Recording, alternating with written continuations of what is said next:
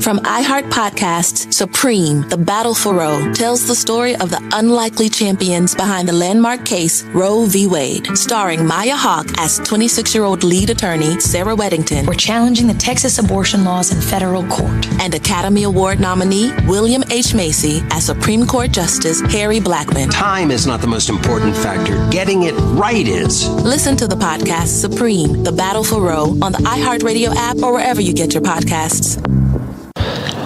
Welcome you into another edition of the County 10 Sports Podcast as we get ready for another weekend of high school athletics all across Fremont County. I'm Jared Anderson, joined as always by the one and only Wyatt Barijko. Wyatt, how are you? I'm doing good, Jared. How about you? I'm great. It's going to be another busy weekend of high school sports, and I guess we'll start with some congratulations and the mind-blowing fact that one sport is already concluded in fall sports, with high school golf wrapping up, and it concluded with another Fremont County State Championship. Yep, Riverton just won their third in a row, and Parker Paxton because one of three boys to ever four-peat in the state of Wyoming. And to say how rare that is, only, like I said, just three, and Parker being the third.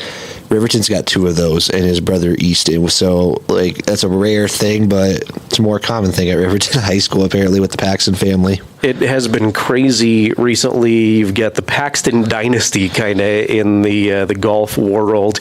Wyatt, you are a bit of a golfer, much more so than I am. How difficult is it to shoot consistently like that? Well, I don't golf much, but I mean, you're much more of a golfer than me. So it's a hard sport. I mean, if you don't play consistently, then it's difficult. And I am one of those people that don't play consistently day in, day out like these high schoolers are. So it's a difficult sport. And when you hear Parker's interview, he said this one was probably the sweetest one to win just because of how competitive it was. Yeah, which is crazy. And he said he had some nerves going into it too, especially with the Evanston kid whose name I've forgotten already, but he was pretty darn close in the mix there. But congratulations to Parker. 4 championships, 4 years in a row. He's going to go to Colorado University, which has become the epicenter of the sports world to golf. Well, I asked him, was Dion the reason you chose to go there? And he's like, no, I chose before he went there, but it's more intriguing now. But no, he's going to do good things, and we'll see how he does at the collegiate level. He's still got basketball here. He's got to play before he can do anything else. Yeah, I'm excited to see him back on the basketball court for the Wolverines, but very cool there. Who's kind of in the waiting wings of Fremont County golf? Do we have more state championship contenders now that Parker is gone? Does Riverton have more up-and-comers? Just got to wait and see. I mean, Riverton's going to have a great class leaving. Parker had Brody Dale and Kyler Graham, I believe they're seniors, so Riverton's going to lose a good class, but, our Fremont County golf has always been in the mix for state and individual titles, so I wouldn't be surprised if that continued to be the case. Yeah, congrats to Coach Flanagan and the entire team there. Another title coming back to Riverton. At the conclusion of Wyatt and I's little conversation here to start the show, we're going to play you back a couple of interviews that Wyatt had earlier this week with both Parker Paxton and Lars Flanagan of that state championship team. So stick around for those interviews. We got a lot of football to talk about, which we'll do here momentarily, but some of the other sports happenings this weekend. I know volleyball is on a very busy slate. Riverton is going to a Casper Invitational, which is interesting because it's homecoming weekend for Riverton High School, so I know a lot of folks were confused about why RHS didn't get a home game, but what else is going on with volleyball? It's mostly conference and cross-conference games or matches. I want to make sure I say the correct terminology, but tournaments are they're really slowed down. I think this is the last one for a while for Fremont County teams, and Riverton got invited last year to this tournament, and they want to play in it because there's good competition. So the more they want to improve, the better they're off, and I think that's the case for Riverton. And yes, it's unfortunate for homecoming, but helps them get better, and I think they're really showing this year that they might make some noise. I mean, I'll personally say it just because I'm one of the voters. I put Riverton every week in the rankings when I vote for volleyball.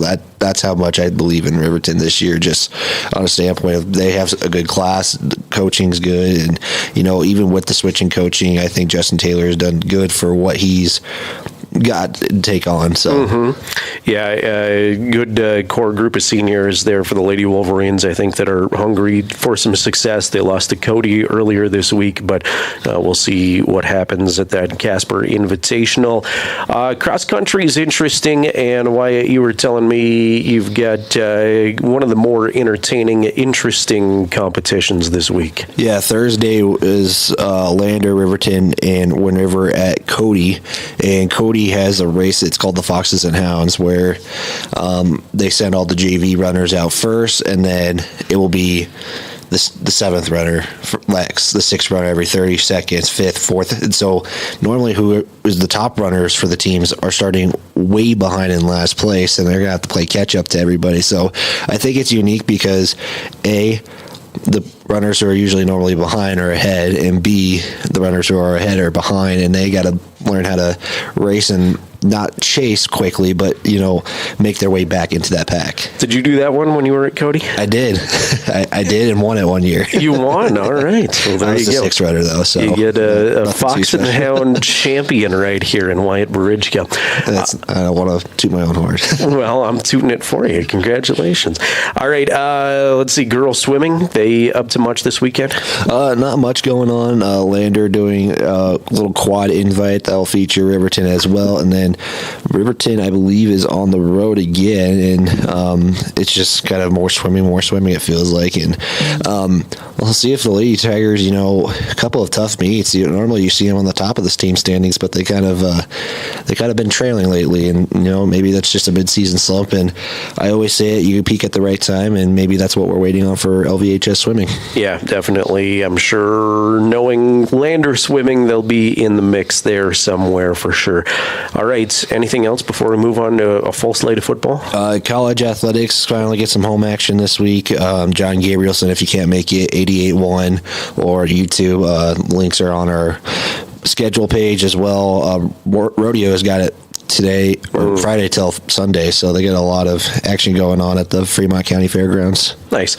All right. If you are listening to this podcast on Thursday, you are in luck for a Thursday football game coming up tonight. If you're listening on Friday, you can go back and watch it archived, but we are recording it Thursday morning, so we are anticipating a big one in Class 1A 9-man football tonight from Pavilion. Wyatt will have the broadcast call for you on County 10's YouTube and Facebook pages as third-rated Wind River takes on number 2 Big Piney. This is a 5 o'clock kickoff. Gonna have to correct you there just a moment. It's number 1 versus number 4 now. In the rankings, it must be the football schedule. Well, I copied and pasted before the new rankings came out. Yeah, so Big Piney jumped Pine Bluffs this week, which is kind of rare to see a West team in the top of the rankings. I mean, besides Shoshone last year, but Wind River beat them last year, and it's funny, they have a short history. This, I believe, will be the 7th time they meet, and Wind River got their first win a season ago. Okay.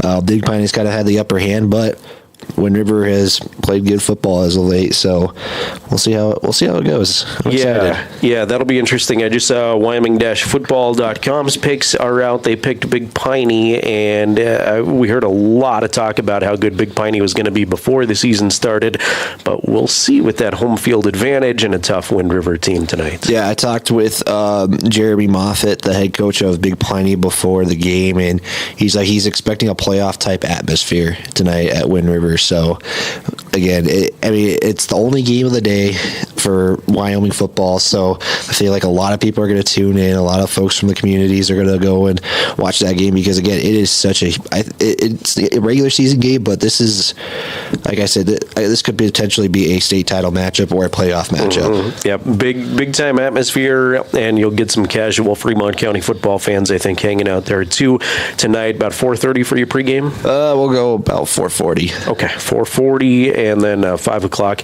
Watch that on County 10's YouTube channel. If you have not subscribed, go ahead and do that, because we notify you every time we go live, not only with football, but with all the different local events that we provide live video coverage of. Thanks to everybody who's done that. We've seen an uptick there in subscriptions, so appreciate that.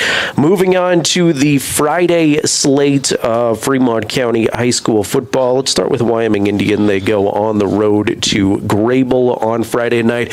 Chiefs still looking for their first win on the season. Grable feels like they've got some athletes, but hasn't been a great year for them either. It's mid-season. It feels like this is theoretically the quote-unquote mid-season point, or week 5, however people want to put it. I say week 4 and 5 just in general, but Grable has a team that can make the playoffs, and obviously Wyoming Indians still can't be eligible for the playoffs, but just try to look for some success heading down to the final stretch. Yep, definitely. Looks like St. Stephen's has forfeited again this year. They have not played a game. They were scheduled to host Riverside, so Riverside will pick up the forfeit win, and hopefully St. Stephen's can field a team at some point, but that has not been the case here near the midway point of the season. Yeah, the intention is there from St. Stephen's. Like, we reached out before the season started, and it's surprisingly, I think, took until Wednesday to call the game. So maybe there is hopes of St. Stephen's fielding football team again. It didn't take until Wednesday, according to YO Preps, who reported the news first. But yep, so unfortunately, St. Stephen's still nothing really going, and it's tough when you see a school who has built a program and has tried to been able to sustain it, and then it's kind of just gone downhill, unfortunately. Yep, definitely. Program that is trying to get back in the mix with title aspirations this year in six-man football is the Du Bois Rams. They've dropped to number 3 in the WyoPreps.com coaches and media poll. They're 4 this week. Man, I copied and pasted this like on Tuesday, and I should have waited before the rankings came out. The Fremont County sports schedule gets released every Wednesday, Jared, with the updated rankings. Where can you find that, Wyatt? At county10.com on the sports tab. I'm going to make a note of that and take advantage of the resources we have here from county10.com. And Twitter, when we find out what the rankings are, we post a little graphic as well. Number 4, Du Bois is at Farson Eden this Friday for a 1 o'clock game. So I know there's a few afternoon games, but as far as Fremont County games are concerned, a standalone game on Friday afternoon to keep in mind. Farson's got that cool new field there, which stands out sort of with nothing much else around it. But how do you expect the Rams to do? It's tough because Rams are 0-2 already against ranked opponents. They have battled Little Snake River and Encampment back-to-back weeks and fell pretty significantly in both of those. Little Snake River, they've been good for so long, 27, 29 wins in a row or something like that. And Encampment, who's a young football program, has title aspirations as well, and the South is just loaded this year. And Farson Eden got a big win over Casper Christian, who is also surprising people as well. So can Du Bois respond? I think this game is going to tell a lot about them, especially this is the 3rd ranked opponent they're playing. It's on the road, so 2 of the 3 ranked matchups have been on the road for the Rams. And just looking for their bounce back. I think that's really what the Rams are looking for, is just bounce back and try to play their own football game. Yeah, hopefully some wins in there, and then if it does come down to the playoffs, kind of get that battle-tested mentality through the regular season. I want to mention the last 2 weeks, 1-7, I believe, if I'm not mistaken, or 1-6. So 1-13 in the last 2 weeks for Fremont County football. So very tough stretch for Fremont County with only 1 win. Yeah, it has been. I want to jump ahead to the Saturday game before we break down our 3A games coming up on Friday night. Shoshone is at Rocky Mountain. This is the only Fremont County game on Saturday. So if you're just a casual Fremont County sports fan, you have the opportunity to watch or at least pay attention to a lot of these different games since they're so spread out this weekend. But Shoshone off to take on the Grizz Saturday at 2 o'clock. This has also been, I think, a competitive game the last couple of seasons, and both teams lost some talent, lost some senior classes, and Rocky Mountain was in the semifinals a season ago, and they're also kind of having a tough start like Shoshone as well. So who's going to be able to get the stretch going on the right foot. So especially now that conference is starting to get really heavy into the 1A 9-man ranks. Yeah, Rocky, if I'm not mistaken, was just one or two little things away from making a state title game. Yeah, they were about to have Shoshone for a second time in a row. Yeah. All right, moving on to Class 3A. Both Wyatt and I are broadcasting games on Friday night. Wyatt, you get a road trip to Buffalo with the Lander Tigers. Taking on Buffalo, 6 o'clock kickoff Friday evening. Buffalo has been in the top 5 most of the season. They're kind of in that tier, at least perceptually across the state, below Cody and Star Valley, but that second tier of good teams in the state, it feels like. Yeah, physical team, another good class of seniors this year. They got a good junior class, so they don't just go and play football. They play hard physical football. It's what Lander's going to see. I kind of think about Powell in a sense because they're big, they're physical. They play their own game, and Lander trying to get things on the right foot. There were some personnel changes and different positions with injuries, and trying to see what works. And I think Lander, as a kind of a lot of sophomores playing too. I think that's kind of been something I think people are overlooking is how many young guys are getting some reps at the varsity level because of injuries, because of numbers and everything like that. So I talked with Jim, and he doesn't he kind of looks at the wins. He wants to try to get the wins on the scoreboard, and he wants to play some physical football this week, and I think we're going to see that. Yeah. Do you expect some personnel changes at the midway point of the season, or do they just lack the depth to be able to do that? Or is it just keep on the same trajectory you're keeping on, and hopefully some wins are coming out of it? Well, they made the changes last week because of some injuries or some new opportunities presented to some of the folks on the team. So the sophomore Hollinshead is at quarterback now. He's going to get his second start this week. They made change. They had to have a sophomore come in kind of unexpectedly. They found out on the road before leaving last week that a linebacker was out and couldn't play, so another sophomore had to step up and take some reps. So it's really just availability. The numbers are a little bit lower than I think expected and usual from the John Scott era, but this is a program that's trying to bounce back and trying to look ahead, because it seemed we kind of expected John Scott's last year to be last year, and it's kind of the transition time for Lander Valley football. And I think that's really what this is. Absolutely. Wyatt will be on County 10's YouTube channel with the live video coverage, 5:30 for the Porter's Tailgate Show, 6 o'clock kickoff as the Tigers are on the road to Buffalo this Friday night.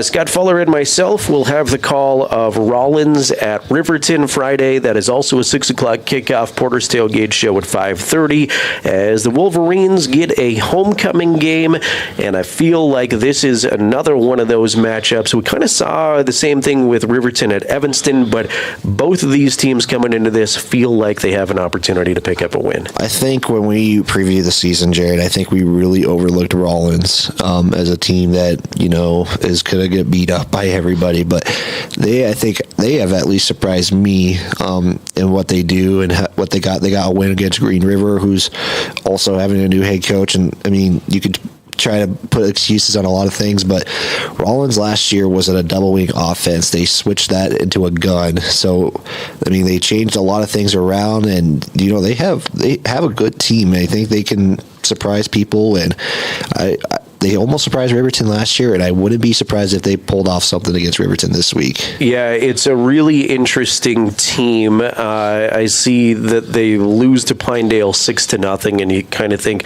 same old Rollins, but they went down a class to beat Burns in the first week of the season, which is still a quality win. And then, like you said, they beat Green River, which is their first 3A conference win in 3 or 4 years. It's been a long time, and you saw Green River go on the road and beat Lander, so we're starting to figure out maybe a little bit more of the identity of these teams we didn't know about, but I think Friday night will be very telling for both Riverton and Rollins. We'll learn a lot more. And, this is the first time too, 3A kind of has the disadvantage or kind of the lack of conference games because they only get 5 weeks of conference play. They get 5 games and that's it, where all the rest of the classes either play the entire season in conference plays 4A or you play 7 of the 8 weeks of conference games 2A down. So I don't think you really get to see what the team is fully capable of and what they really will do until conference play starts, because again, there's not many games for the 3A East, and I'll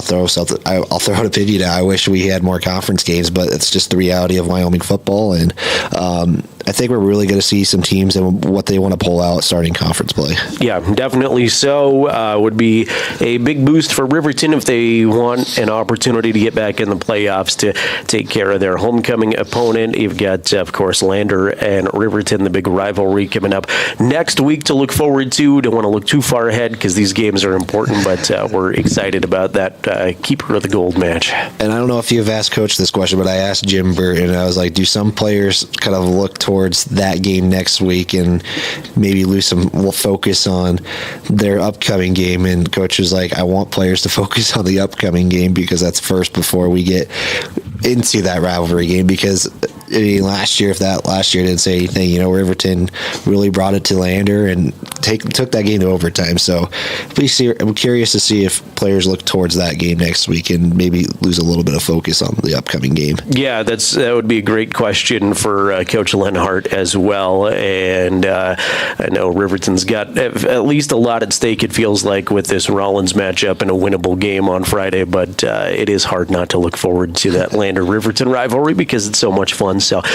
we, of course, will have every Riverton game, every Lander game on County 10's YouTube channel. And Wyatt is back with you if you're listening on Thursday night with Wind River and Big Piney coming up tonight at 5 o'clock. If you missed that one, you can find the archived broadcast. Watch it back. Kill some time at work and watch football back on the County 10 YouTube channel. Wyatt, before we get out of here and you bring us some golf interviews, I kind of want to run down the rest of the 3A schedule. There's not a ton of games that feel overly competitive, but the schedule is always interesting. Jackson goes to number 1 Cody this weekend. Green River's at Powell. You've got Douglas going to Worland, and then Evanston is at Star Valley. So you would probably expect most of the favorites to deliver a win there, but is there a game that you're most interested in outside of Lander and Riverton's games? Evanston Star Valley is kind of the most intriguing one just because of how the score was last year. It was 21-0, but the way I see Evanston, and if they are the playoff team I think they're trying to be this year, which I think is a pretty good chance, I think that game is the one to look at just because I think it's going to be a lot closer than people might expect. Yes, Star Valley is Star Valley, but they can play sometimes close to their opponents. So that would be the game. And yes, I would say the expected favorites are going to probably come out of this one, and we'll see. Evanston and Star Valley, that's the game I'm looking at. All right. I'm interested to learn a little bit more about Jackson. I don't think that they go upset Cody or probably are even close in that contest, but Jackson hasn't played, I don't think, anybody in Wyoming except Douglas, and Douglas is a top 5 team. Jackson lost that game, but I'm just interested to know kind of more where Jackson is at, not having seen a lot of Wyoming opponents. I like how we're looking at the West and none of the 3A East teams that Lander and Riverton play.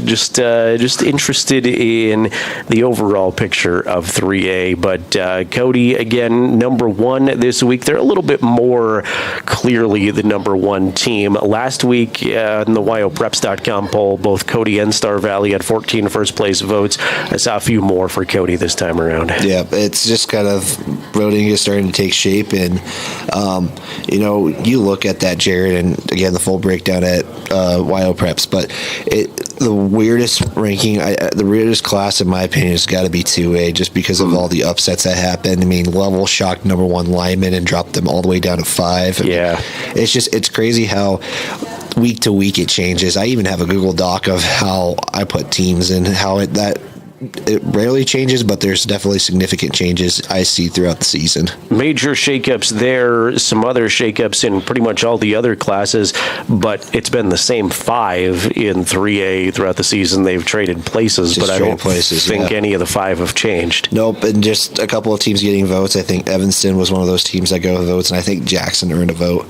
this past week. But yeah, I think 3A and 4A have been rarely changes. 4A's got one new team every couple of weeks, like this week, but it's been pretty consistent on who the clear top 5 are in 3A. Definitely.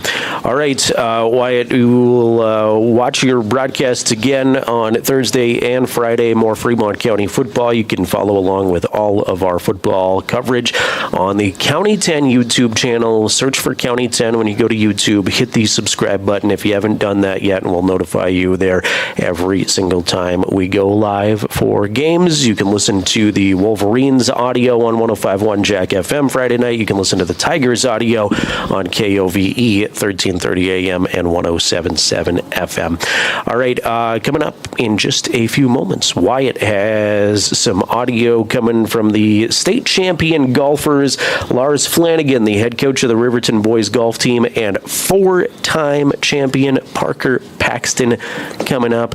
We'll let those interviews play here in a moment. Wyatt, anything else to add before we say goodbye? 4 times got a nice ring to it. Yeah, especially when you get 4 years. It's hard to do any better than that. It's hard to win 1. Imagine winning 4. See if you can take a redshirt year and come back for a 5th or something. I don't know if that's going to happen. Congratulations to the RHS boys golf team. Some conversations coming up. And Wyatt, good luck. Travel safe this weekend, and we'll look forward to more football. I was going to say, safe travels to you, but you only have a block to go to the high school, so... You know what? I'll take that anyway. I'll travel safely about a quarter mile away to the high school. All right, we'll see you for football this weekend. And coming up here after a real short timeout, Wyatt interviews Lars Flanagan and Parker Paxton from the state champion Riverton Wolverine golf team. County10.com has been and continues to be Fremont County's trusted source for digital news content. From crime and court reporting to local events and community fundraisers, County 10 strives to connect the Fremont County community. We've also renewed our focus on covering local sports. Catch every Riverton High School and Lander Valley High School game, as well as other select Fremont County games, streaming in high-definition video all season long at County10.com. County 10, community connected. Mountain View Supply, your local experts in fire and water. We got everything you need for new installs to accessories, and don't forget our great selection of stoves, grills, and spas. We've been serving Wyoming for over 40 years, so you know you can trust us for quality products and expert service.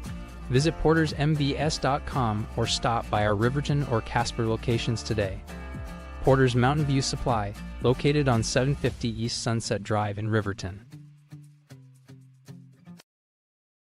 Perfect Power is a proud supporter of athletics and student athletes all across Fremont County. Perfect Power provides services for residential, commercial, and industrial jobs. Darren Hubble, owner and master electrician, has over 30 years of electrical experience. Darren's trustworthy team of professionals can get the job done right.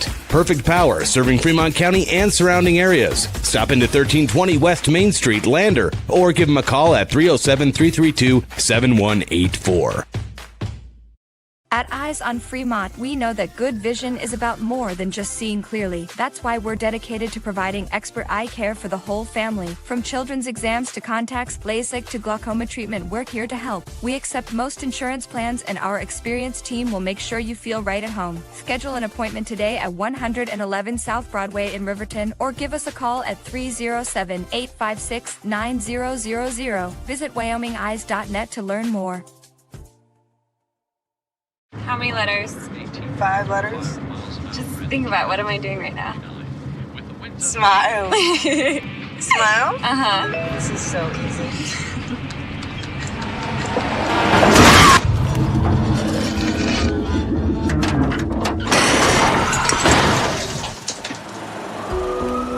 Nobody likes to be stopped by the police, but if I'd seen her texting while driving and given her a ticket, it just might have saved her life. Myers Gambles is your one-stop shop for furniture, mattresses, and appliances in Lander, Wyoming. We have an unbeatable selection of furniture for your living room, bedroom, and dining room. Plus, we have the latest trends in home furnishings. Our mattresses are comfortable and affordable, and our appliances are built to last. Whether you're looking for a new TV, sofa, or refrigerator, we have the perfect finish, style, and function for your home. Visit us at 420 Main Street in Lander, or check out our website, landergambles.com. Today. Get ready to... It's time for Lander Valley football on County 10. Kid 1. Possibly can see a sneak here. Burton goes under center again. Moff in the backfield. Burton tries to keep it. He's in. Touchdown.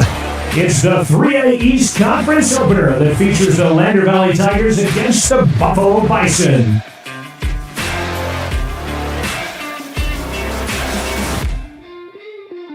Coming up, the Porter's Tailgate Show live on YouTube and KOVE 1330 AM and 107.7 FM. 40 seconds to go. Clock is stopped. Moffitt keeping himself, running up the middle. Moffitt's got room, and he is in. Touchdown, Tigers! We'll preview today's game, catch up with LBHS Athletics, and we'll get a pregame interview with the head coach, Jim Burton. Take the snap, launch it. It's Hunter Velarde with the interception. Second one of the day is Velarde. Will get tackled at about the 36-yard line. That's the second turnover defensively the Tigers have been able to create. Now to Mike Moonfield in Buffalo, bringing you today's play-by-play, the voice of the Tigers, Wyatt Barichka. 1, 2, 3, let's go!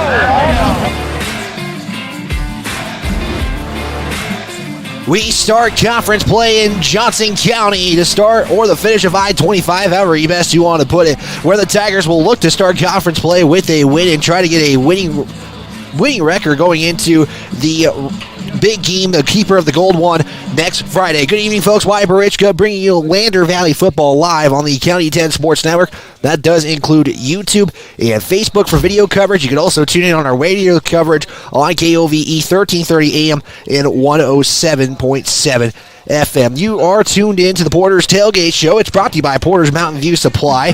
They are a proud sponsor of this broadcast. They are located in Riverton. It's your one-stop shop for grills, spas, stoves, and pellets, and more. Porter's is a proud supporter, again, of Fremont County Athletics. It is going to be an interesting one here for the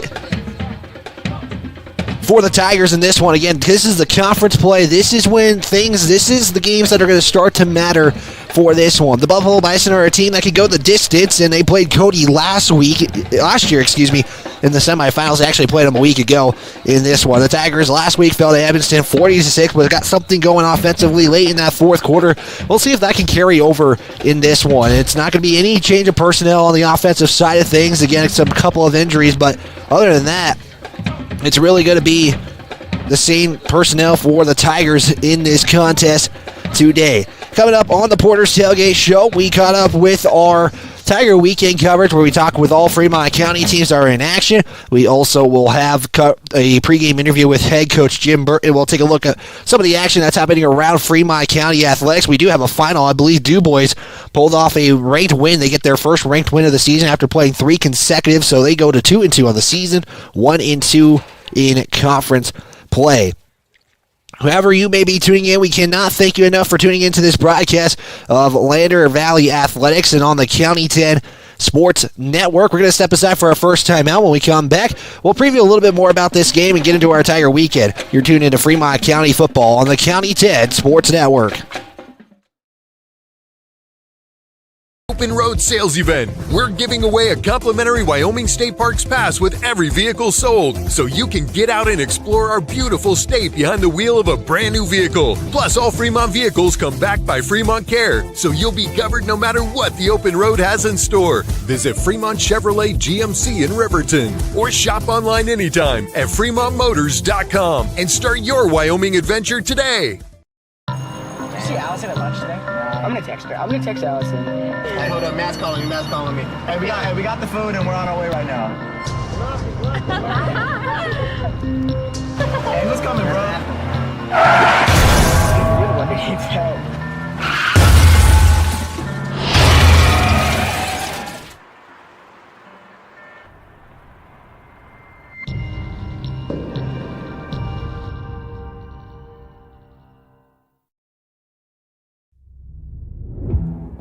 We continue the Porter's Tailgate Show right here on the County 10 Sports Network.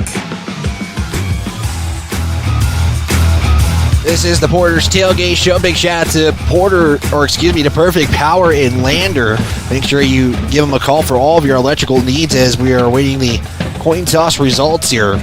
But Lander enters the season 0-4. Again, we talked about fell to Evanston 40-6 last Friday. That concluded their conference play at 0-4. And Paxton Hollins had the sophomore made his first varsity start at the quarterback position last week. Let's see if that opportunities to do things will carry on.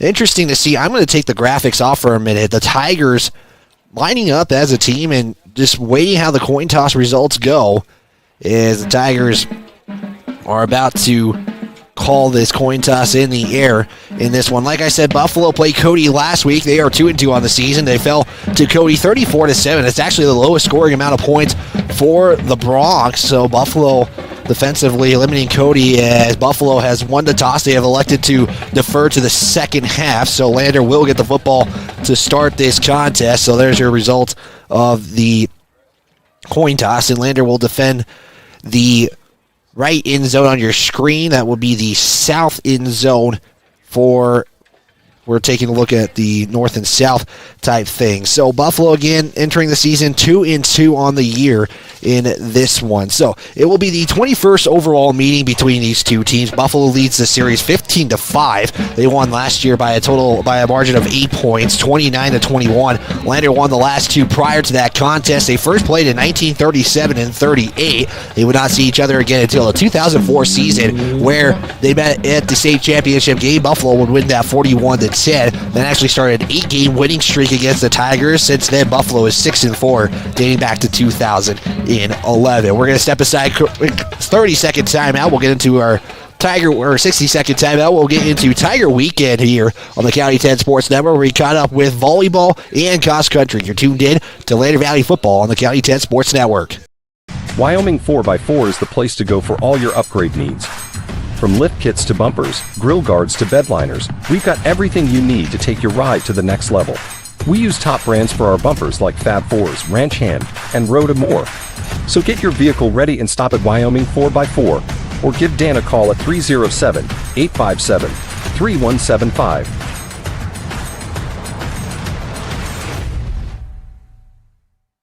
Wyoming Catholic College is a unique institution that offers an immersion in the Western tradition, the beauty and challenges of the wilderness, and the treasures of the Catholic spiritual heritage. Our mission is to provide a unique educational experience that nurtures the body, mind, and spirit.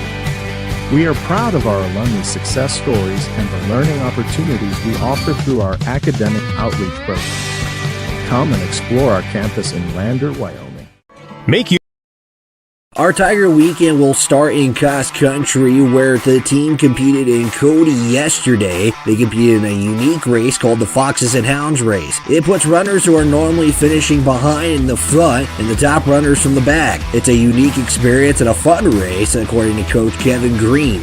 It's a unique race. I kind of it's sort of like golf or bowling. I guess maybe the guys that start out a little bit earlier, of course, have a handicap. They get a little bit of a head start, and so they're going to give the top 10 places for boys and girls like they always do.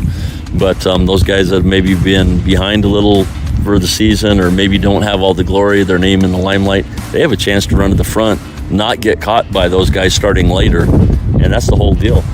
Don't get caught by the people behind you and catch everybody you can in front of you. So it's unique and it's a lot of fun. And, in the middle of the season, I think our kids need some fun. They need to have a race where it's just not all about top 7 or top 5. It's about going out and having some fun and some camaraderie. So it's a great time. Matt White talked about last weekend's race in E30 while he was under the weather to start the season. Felt like he had a good race. It was a pretty good race. Again, that was the first race that I was actually starting to feel better after being sick for a few weeks.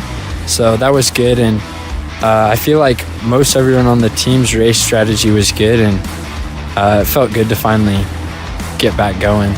Blue Blackbird of the LVHS cross-country team talks about, despite the small numbers this year, it's a tight group.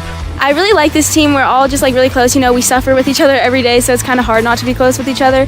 But just forming really good relationships is really important when we're running on the team. Cross country again ran in the Cody Foxes and Hounds race. County 10 will have results when they are reported.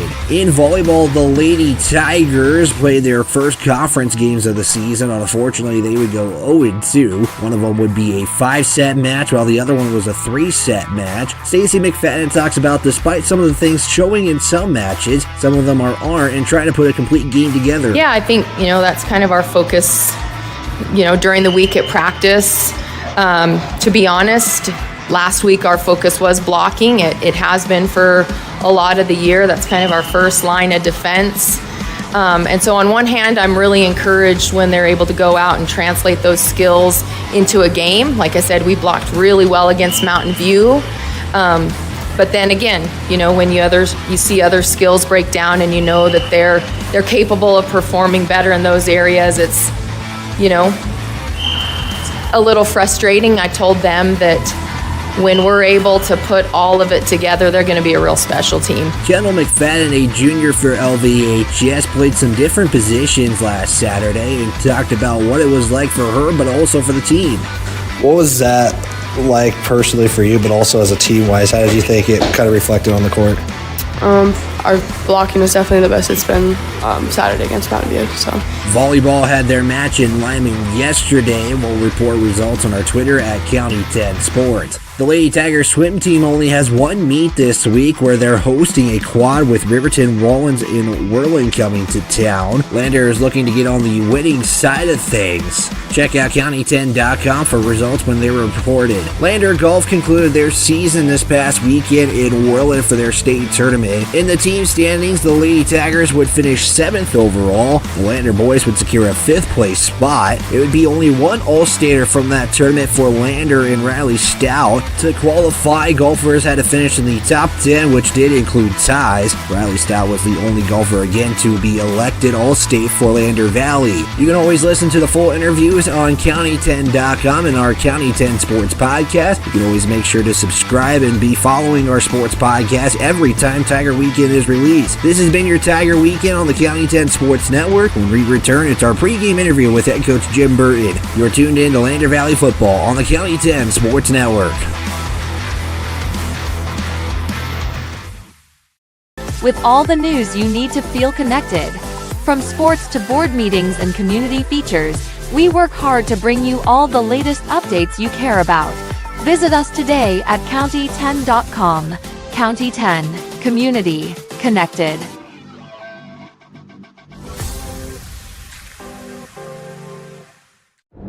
This guy was driving way over the speed limit. Look at the damage. This guy was going a lot over the speed limit. Look at the damage. This guy was going a little over the speed limit. Look at the damage. Redden, Kane & Associates. CPAs is your go-to source for tax, financial, and business solutions. Our experienced professionals are trusted and know the numbers. We're dedicated to providing personalized attention to each of our clients. Whether you're an individual or a business, we're here to help with all your accounting needs. Let us do the math for you. Stop in or visit rivertoncpa.com to learn more. Elevate Rehab's founding principle on you is evident from your first visit to the last. Our practice model ensures treatment as you deserve, a private one-on-one session with a licensed therapist the entire visit, every visit.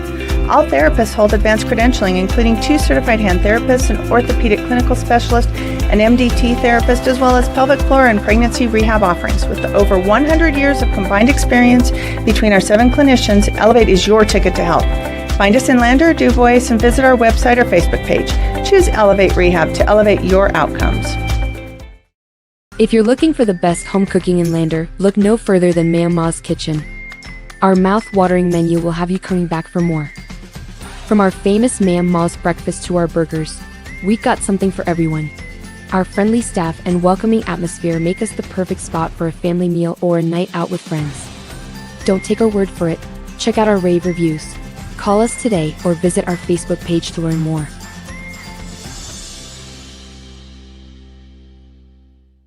I'm John Shade, your Edward Jones financial advisor. Financial investments are very important, but so are the investments of time, patience, and encouragement of our young athletes from their coaches, teachers, and mentors.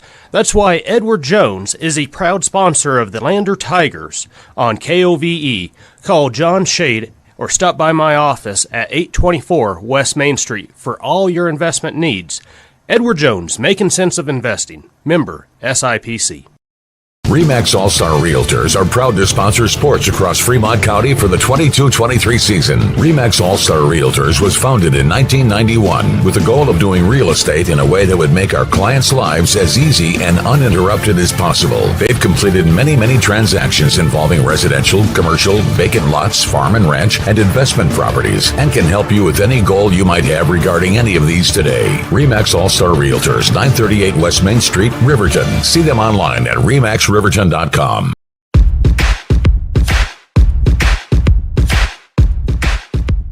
It's time for the pregame interview with head coach Jim Burton. Here's Wyatt Barichka.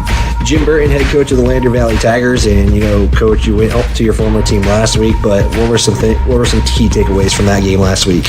Big takeaways is once we decided to kind of get moving, once we realized, hey, we can do this. We're moving the ball a little bit.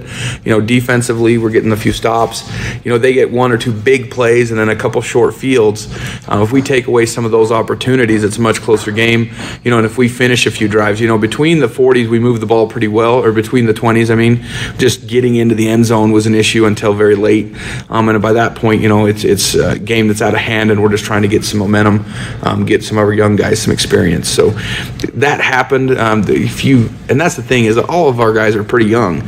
Even our older kids are very inexperienced as far as varsity goes. So we're getting experience, and we're trying to make sure we can get, like I tell the kids, we're getting into the fight sooner and trying to start faster. And, Coach, you mentioned this in the post-game show, and it kind of has carried over with me because I have to ask you this question. But, you were saying, we got to get into the fight earlier. We got to get into the fight sooner, not later. And you were mentioning, that fourth quarter, we finally kind of started wanting to start playing football. How do you try to kind of emphasize that? Because it's kind of been something that's kind of been consistent the first few weeks. Yeah, it's been a nagging issue, and the big thing we have to emphasize again is tempo and finishing plays, which leads to finishing drives. And then on defense, how many times were they third and long and we couldn't get off the field? Those are things that, inexperience, you're like, you have a letdown because you're like, we got him in third and long. We had a couple good stops. Now you've got to finish it. Right? Finish that off, get the ball back, and then go take care of offense. And conversely, on offense, I need a yard. I've got to get that yard, and really I got to get two to make sure, the spot's exactly where we need it and everything goes well. But we have to finish things in order to start faster.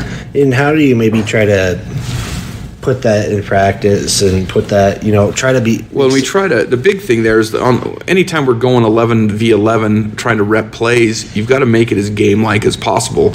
Now, obviously, we can't go live for very long, just the way the rules are, and because we have such small numbers. So it is thud pace, and it is quick, and the tempo's got to be up, and then we just have to make it as game-like as possible, and really kind of get after it as far as the tempo goes. Talking about, you've been saying this is kind of like the preseason, the non-conference slate of games. The things that you were trying to put in place and emphasize, do you think those have been accomplished? Yeah, I think we've got, definitely have enough of the offense and the defense in to be competitive in conference play. And again, it's a whole new ball game now. It's a whole new start, right? Everything before was preseason. You can go 0-4 and you can still win your conference. So, and that's the thing about 3A is you have less conference chances, but you have more time to kind of get ready for the actual season. You kind of lead into my next question, but this is the first time you're in this 3A East. What is kind of your takeaway from the 3A East so far? So far, looking at what we have this year, we've got a couple teams right there at the top. Buffalo and Douglas, they're always right up there in the top 4 or 5 of the state, and then the rest of us are going to be fighting over the other spots. However, any one of us could win the conference title. It's pretty wide open right now, I think. And you're taking on one of those top teams, that's kind of been considered one of the top in Buffalo. What have you seen from them? What's the game plan going in? So they're big and physical. They're fast. They've got a quarterback who's a running back and a tight end and a thrower all in one. He can do it all. Really tough. A couple tough running backs that can make your life pretty crazy with a big physical offensive and defensive line. So, they're a good, tough football team, and they've played teams that we've played, and they've hung pretty tight with them. So it's just one of those things we've got to be prepared for that physicality, and we've got to try to match it. And it kind of is, you mentioned Evanston's more of a speed type team, but they have some of those qualities that Buffalo has. They can run it up the middle, they can go outside, they can do all those things. Yeah. Have you worked on maybe trying to stop all aspects of the offense? Yeah, or is there certain parts you want to? And really, we haven't been hurt super bad up the middle. Most of the stuff has been edge stuff that's caused us issues. We've made some defensive adjustments, I think, that are going to help us secure that edge a little bit better, and hopefully without taking too much away from what's been a pretty good, solid middle defense. Yeah, what are some of those adjustments? Just different personnel, different alignment, and then just trying to make sure, different calls as far as what we're doing on defense, just try to shore up the edge. Talk about, there were some players that came to the field last week and out of nowhere didn't see that. Yeah, we end up, having a couple kids end up, we were getting on the bus and find out that they can't go. The trainers letting us know, this injury that's been nagging is too much to go, or this injury that happened we thought was okay is not. So we end up with a starter on defense, and then our first O-line, D-line guy off the bench, he can't play, and he's also the long snapper. So that affects you greatly in that, all of a sudden all the stuff you've repped and all the reps they've taken all week, now it's going to somebody else. And those guys stepped up and played, pretty well, considering. Cody West gets a start at middle linebacker for Rowan, and he didn't hurt us. Obviously, again, some inexperience, some youth showed, and he doesn't have the lead in his britches that Rowan does. So when he does get there, it's finishing things. But again, another sophomore getting a start, getting some experience. How is injury-wise for the team so far? Is players able to come back? Got a couple coming back. Jackson Conder's coming back this week. Rowan, it looks like he's still out.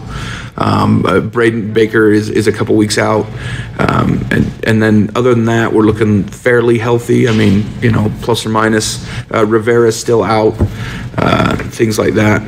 What about the quarterback situation with Bodie Moffett? I think we're going to end up sticking with Pax. Just he can run and throw, and right now Bodie's with his injury is not able to throw the ball. But he can catch and he can still play some defense. So he's going to still get starts at that side of the ball. How did the personnel respond to how the scenario that had to come up on last Friday? Did you think they responded well? I think we were late to adjust. Again, that contributes to a slow start as well, is that the fact that, all of a sudden we have pieces that aren't there. We move people around and we add some new pieces. So that contributes to a late start. Kids who just haven't taken the reps, the first team reps, they obviously get reps, but didn't take first team reps all week, and then all of a sudden you're thrust into that. So that's hard to deal with. But I think, again, once we settled in, we were fine. The problem is we settled in way too late. Well, Coach, always last question, X Factor difference maker, ultimately, what will get you guys going with a 1-0 week? Really, for this week, if we can play our game and be consistent, if we can, get our rushing game going and then get the passing yards when we need them, offensively we're going to be fine, and then defense, if we can shore up our edge, I think we're going to be pretty tough. Perfect, Coach. Thank you for your time. We'll talk to you after the game. Yeah, go Tigers. Has been a pregame interview with Jim Burton. Coming up, starting lineups and the opening kickoff here on the County 10 Sports Network.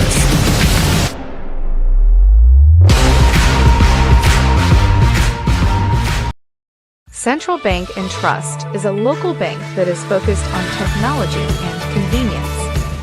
We have a simpler online mortgage application process. You can use your computer or mobile device to upload required documents and sign them online. We have a variety of personal and business banking services. Stop in or visit centralbanktrust.com. We live here. We work here.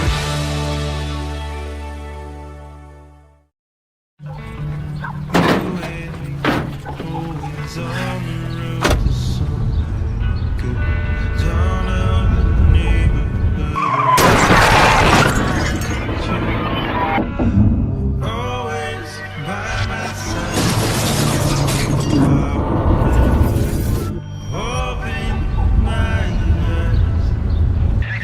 Why do we enforce seatbelt laws? Because in real life, you don't get a second chance. Tires, tires, and more tires. Bailey Tire and Auto Service offers a huge selection, great prices, and fantastic service. Oh, yeah. Hi, this is Haley. With over 13,000 tires to choose, Bailey has tires for your ATV, farm implement, car, truck, trailer, semi, lawnmower, wheelbarrow, you name it. If it has a tire, Bailey Tire and Auto Service can fix it or replace it. Bailey Tire and Auto Service is your one-stop complete tire and service shop. Just remember, with Bailey's, there's no tricks, just tires. Baldwin Creek Rental Service in Lander is a proud supporter of sports and athletics here in Fremont County. Baldwin Creek Rental Center understands how expensive specific equipment can be, especially if it is for a one-time use or event. That is why they offer tools, equipment, and party supply rentals. For many years, Baldwin Creek has provided services to clients in Lander and the surrounding areas. From lawn and garden projects to graduation parties, they have the right equipment for you. Baldwin Creek Rental Centers, 675 Baldwin Creek Road in Lander. You're tuned into Lander Valley Tigers football on the County 10 Sports Network.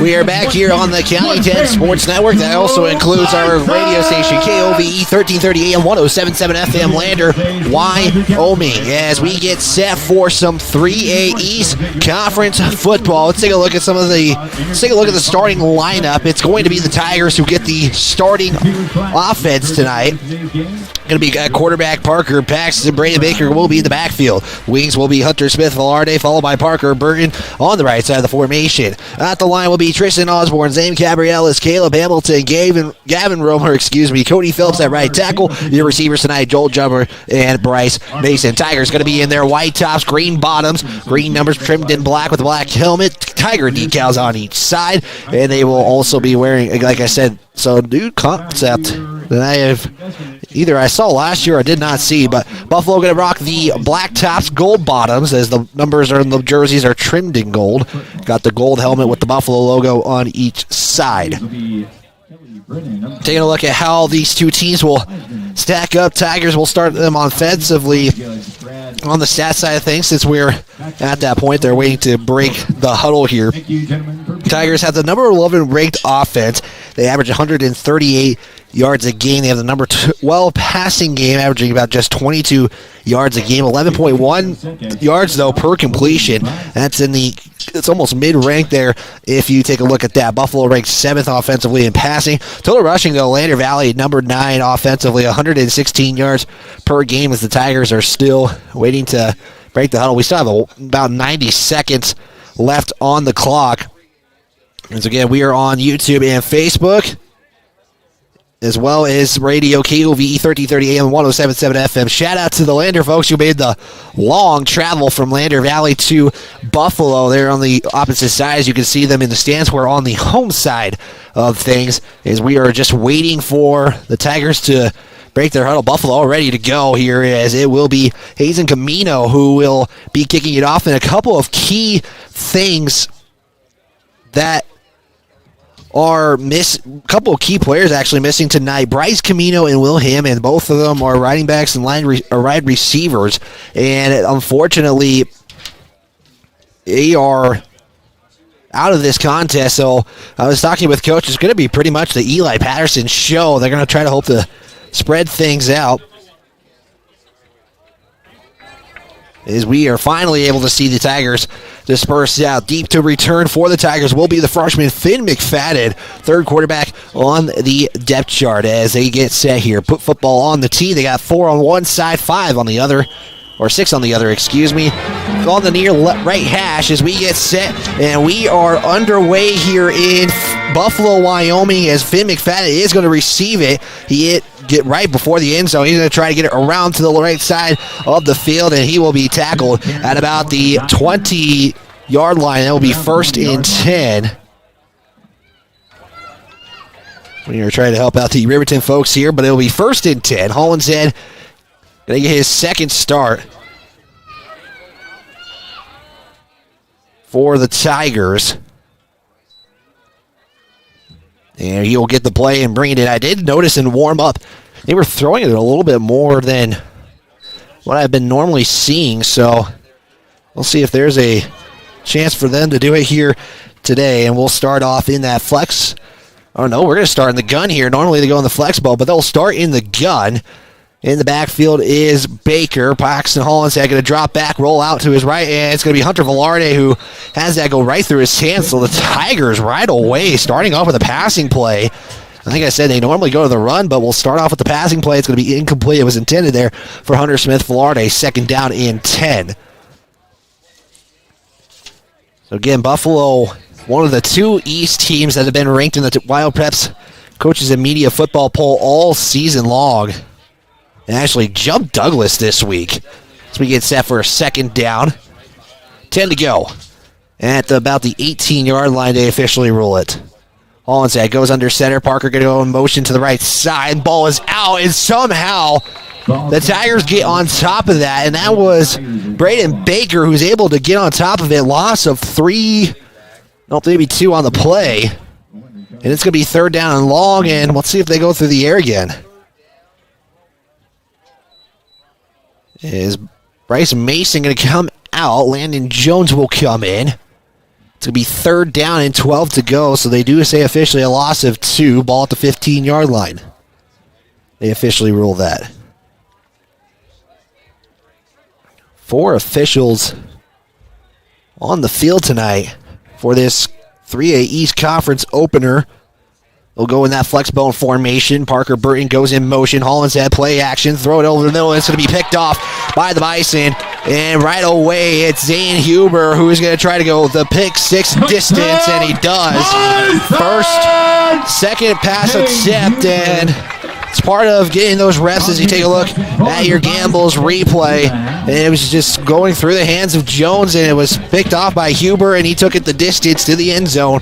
And that puts the first 6 points on the board for the Bison. And they are taking an early 6-0 lead. The PAT awaits from Camino.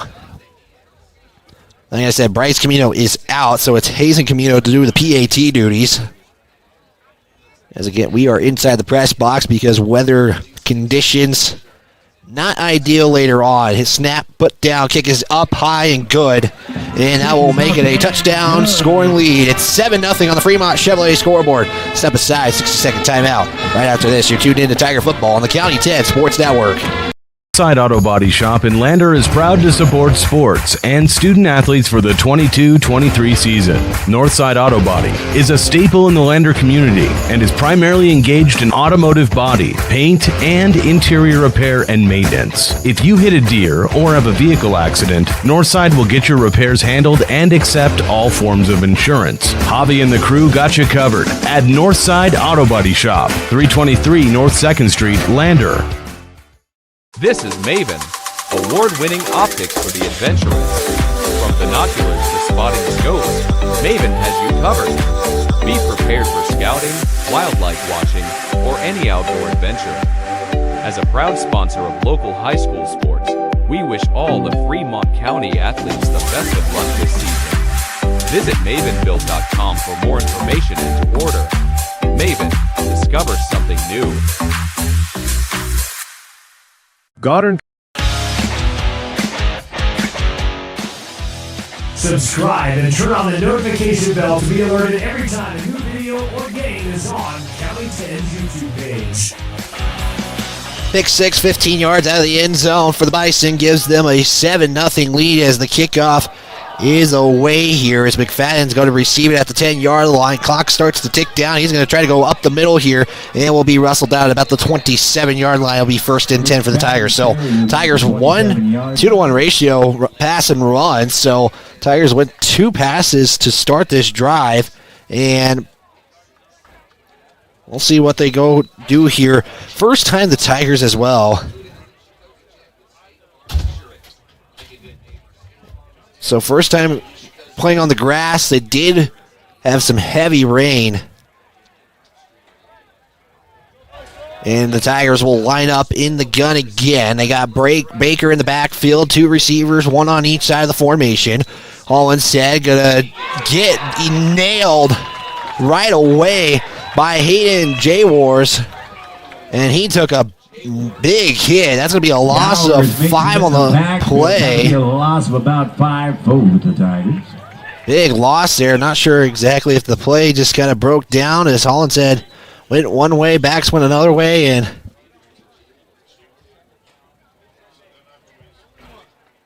we'll set up second down, and they officially say 14. Ball at the 22-yard line. Baker stands behind Hollinshead in the gun. Motion man is Burton.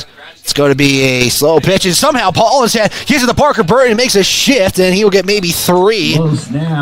Somehow Hollinshead is able to get out of this and save the play, as Burton's going to get maybe to the 22-yard line, they officially put it, so about a gain of 1 on the pitch. Is that a forward pass? I'm trying to look. That looks forward to me, so I'm going to give him the completion for a yard. And let's see what the Tigers do here on another 3rd and long. Gun set, bunch formation for the Tigers. Hollinshead, play action, looks, throws. Jubber was trying to corral it with one hand as he was a little ahead of the pass, and that will be incomplete, 4th down. So just 2 running plays here so far, and we got another punt.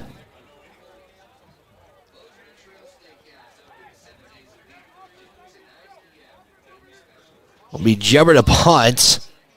Deep to receive for the Bisons. We're trying to get a number. It's Zane Huber, who just had the touchdown moments ago. As Jubber will get the snap, punt is away. This is a high, short kick. It's going to drop at the 44 and take a Tiger bounce past midfield, and it'll be about the 48-yard line. That's where the Bison will get their first offensive possession. Take over.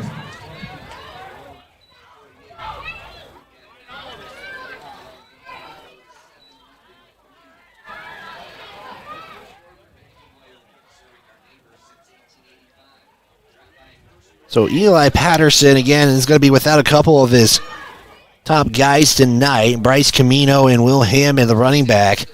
So they're really down to their 4th running back here. Patterson going to line up in the gun, put 1 receiver on each side. Patterson, handoff right up the middle, and it's going to be Jay Wars, or excuse me, that's not Jay Wars, that's Wonka for the carry, and he'll get about 5. He'll pick and I'll set up second down. And 5 to go.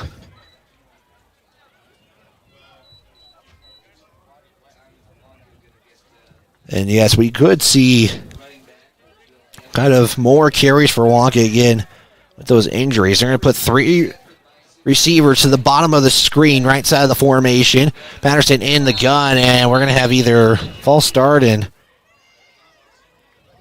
center gets knocked back. Flag is from the far side official. We'll await the call here, as this is a discussion, and this looks like it goes against the Tigers. So first penalty for them in the duration of, or the variation of 5.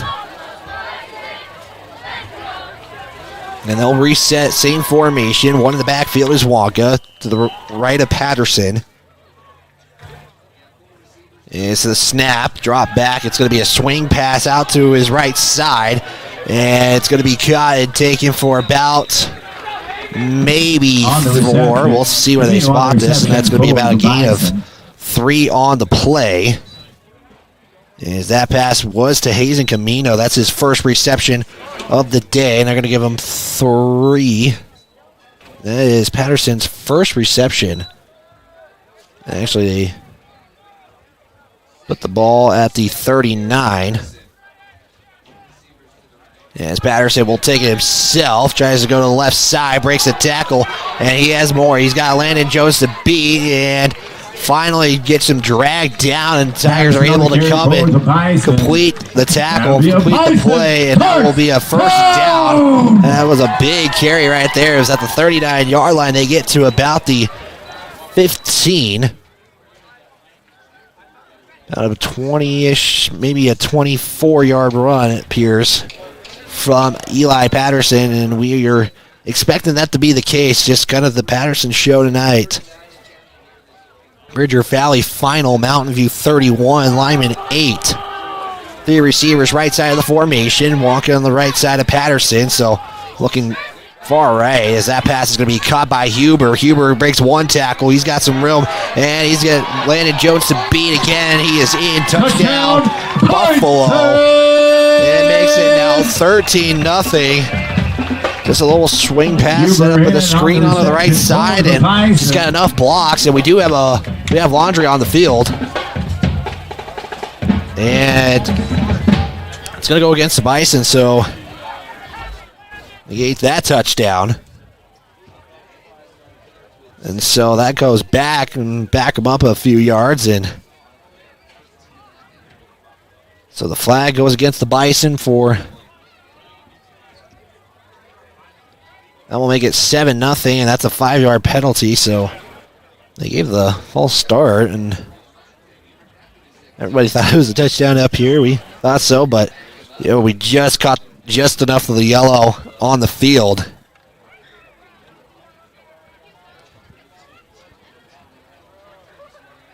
They're going to put 2 receivers to the left side of formation. Pistol set. And Tigers looking like they're going to bring the defense. They do. And another flag in the backfield. Baker is the initial tackler. 2 flags on the field. One is at the 26. The other one is at the 23. So now we'll see if that will come back. It will be a gain of about 2. Maybe actually about the line of scrimmage, excuse me. 2 flags, one of them in the area of holding. You got another one that was kind of right where the play was seeing the most contact, and I think the officials are discussing with the Tigers what they want to do here, and I think put him back, and yep, that was against the Bison. Holding on the Bison, that will be declined. Block in the back will be assessed, though, to the Tigers, so 2 different penalties on the play, and they had taken the block in the back, as I think Mason is explaining, and that makes it 1st and 25 now for the Bison. And we will start the clock again. It's at 7:05. Patterson has 2 receivers near side and the gun. Here's the snap, handoff. No, it's going to be a quarterback keeper up the middle as Patterson breaks a couple of tackles. He is at the 5, touchdown. And so after all of that, the Bison are still able to put 6 on the board. After a 29-yard carry by Patterson, both carries he has had on the carry for the Bison was both for over 20 yards. So just like that, 2 carries for 53 yards for Eli Patterson, and the PAT will await here. If you're tuned in here wondering where the Riverton game is, they're experiencing some difficulties. They are trying to get on as quickly as they can. We'll try to get it updated as soon as possible. Here's the kick. PAT is up and good. And the Buffalo Bison early 2-score lead. It's 14-0 on the Fremont Chevrolet scoreboard. We'll take a 30-second timeout. We'll be back right after this. Construction is a local contractor dedicated to our community. We're proud to support our student athletes in every sport, on and off the field. We believe in hard work, crafting excellence, and building legacies one project at a time. We bring your vision to life. Visit GoddardConstruction.com to see what we can create for you. Goddard Construction, building Fremont County one project at a time. Justice. Subscribe and turn on the notification bell to be alerted every time a new video or game is on County 10's YouTube page. 29-yard touchdown run by Eli Patterson gives the Buffalo Bison a 14-0 lead in the first game of 3A East Conference play. As Tigers looking to go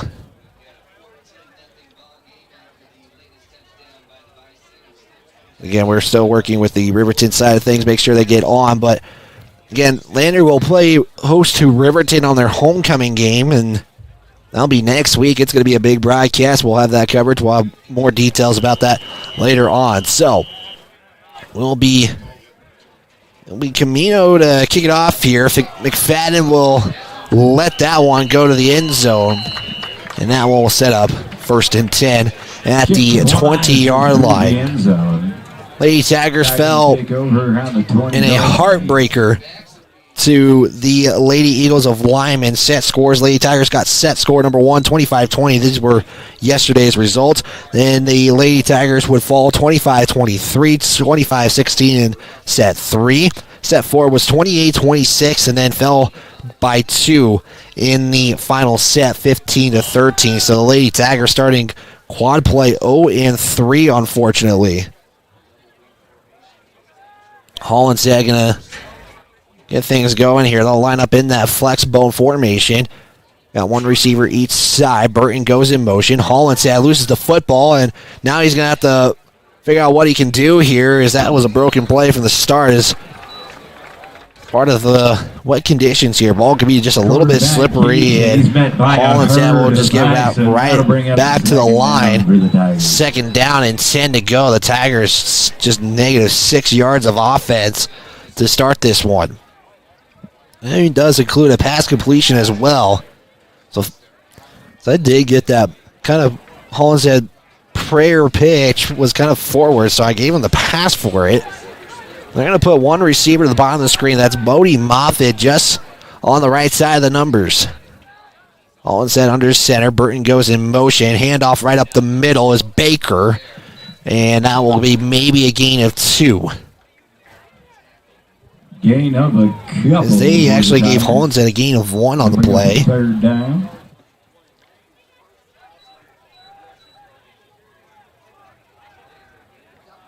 And it will be 3rd down and 7 to go.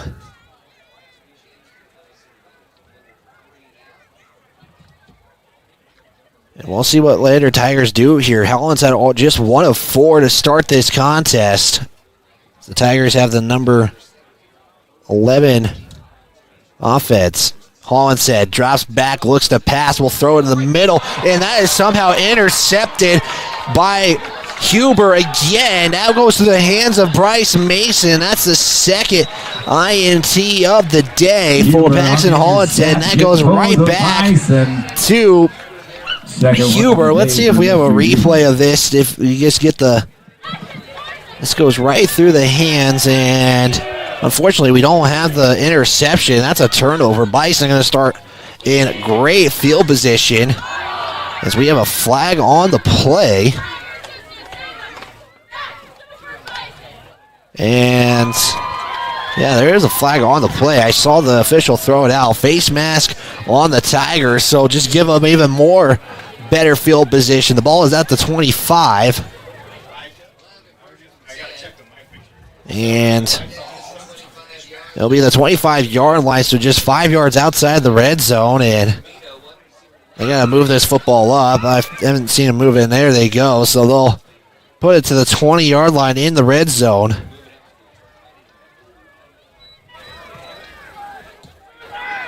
And the Bison will set up 1st and 10.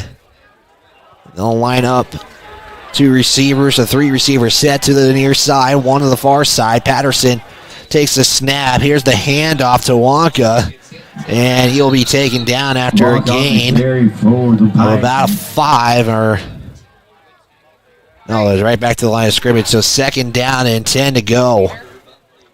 As Wonka, 2 carries, 5 yards. Patterson has kept it a couple of times and has put a touchdown on the board. And we'll see the Bison, the passing has been kind of more of the swing passes.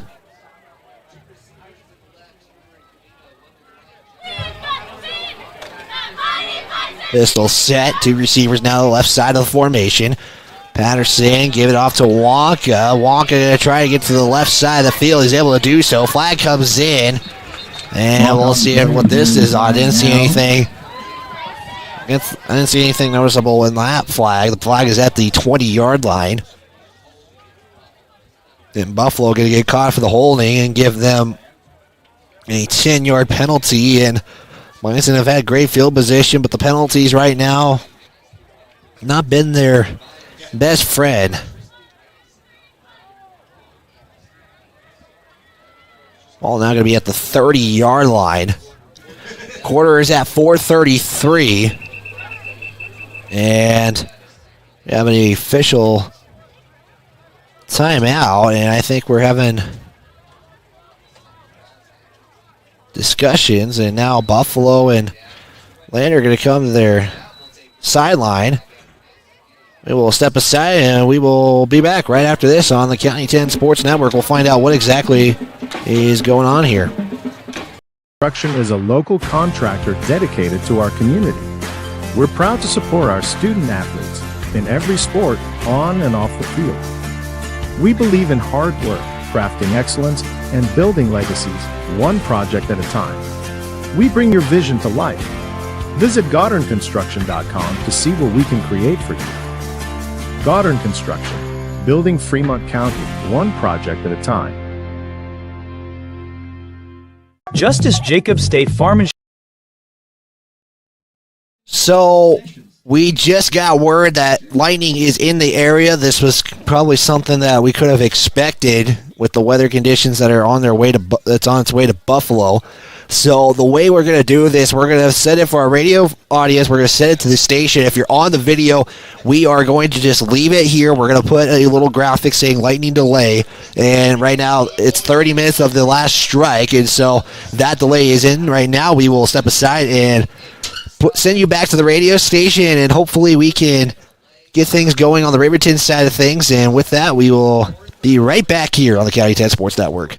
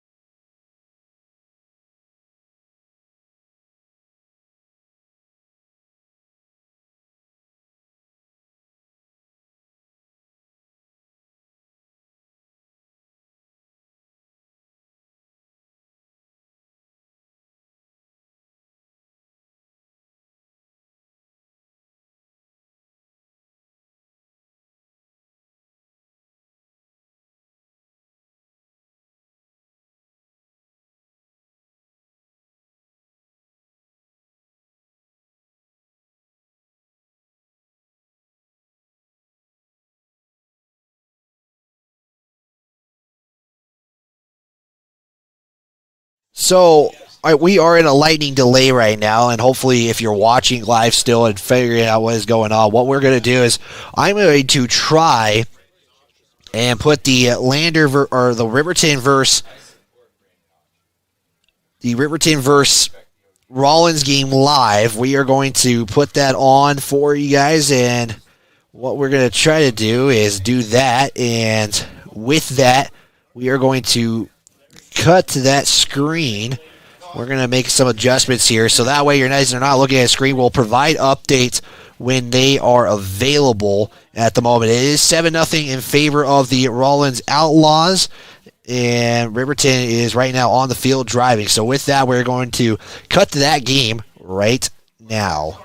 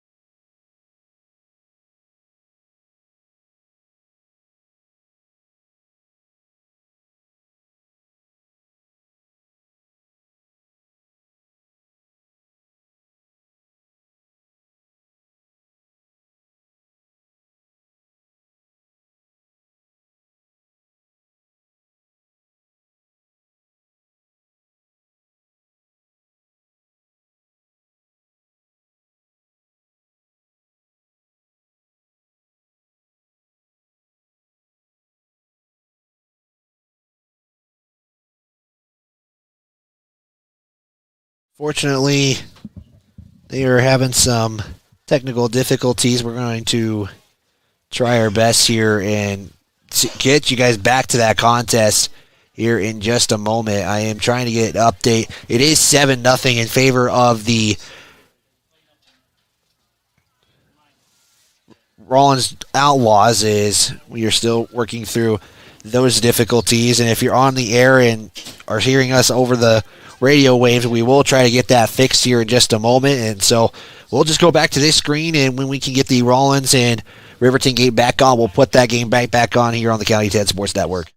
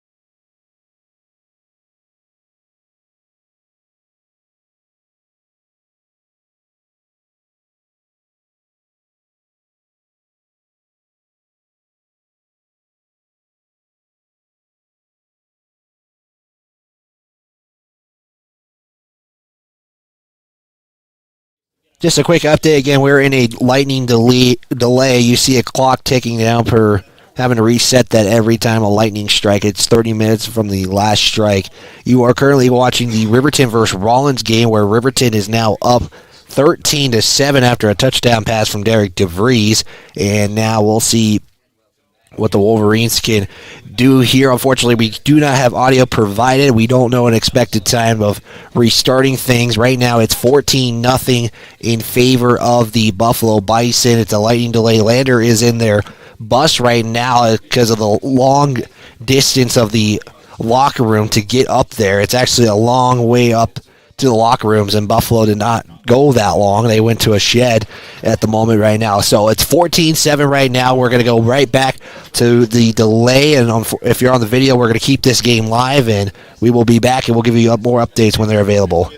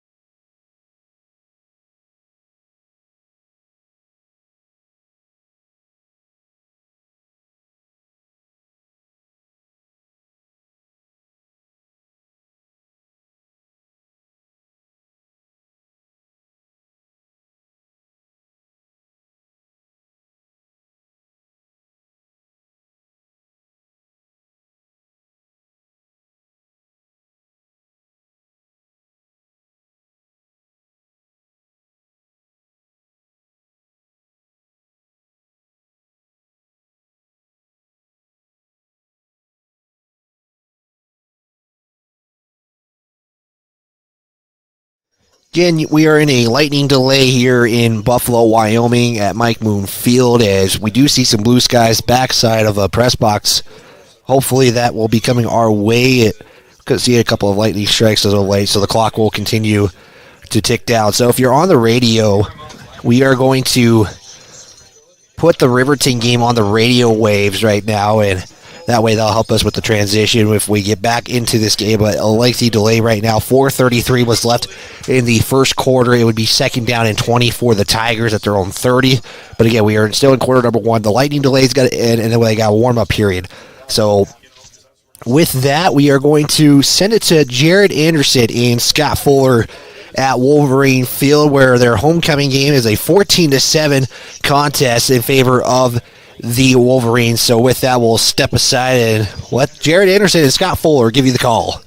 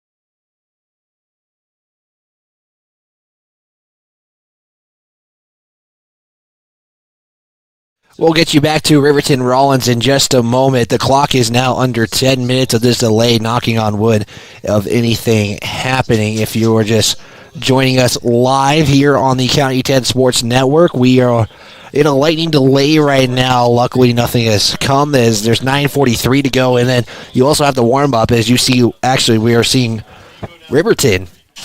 Lander leaving the bus. They have come back to the field. We'll see what they will do here later on. Again, it was in the first quarter, 4:33 to play. It's 14-0. We're going to let this clock finish counting down, and we will set it back to Jared and Scott now. If you're on the video, unfortunately, I don't think we're able to pick up the audio, but if you're on radio, let's set it back to them right now.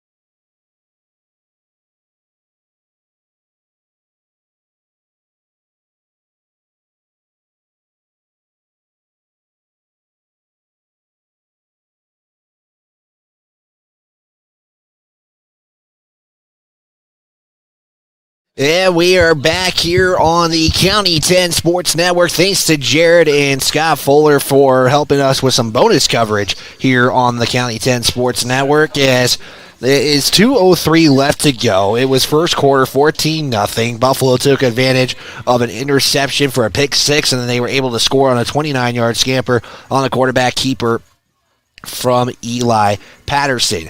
It is right now 14-0, like we mentioned on the Fremont Chevrolet scoreboard. We're hoping things are going here. As again, you're seeing right now the Tigers warming up on the right side of the field, or the south end zone, if you're watching on the County 10 Sports Network. Lander fans waited it out, and a big shout out to them if they are tuned in and should be getting ready to go here. Is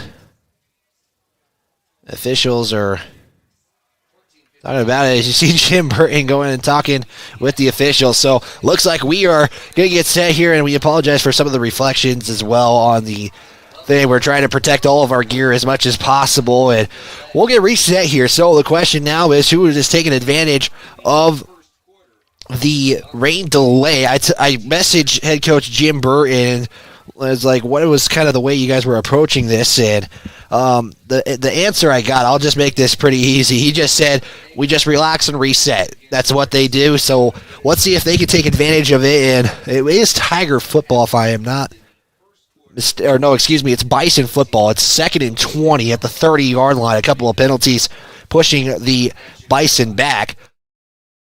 Fans are making their way back out here. The lights are on, so this game going to be pretty late tonight. It's going to be a long road trip back as you see the clock ticking down there, and we put that up because of the delay. So with that, we are going to take this off, and we will reset here on the County 10 Sports Network, as well as KOVE 1330 AM 107.7 FM. Riverton 21-7 out of the halftime break, and we will reset things here, and it's 4:33 to go in the first quarter of action.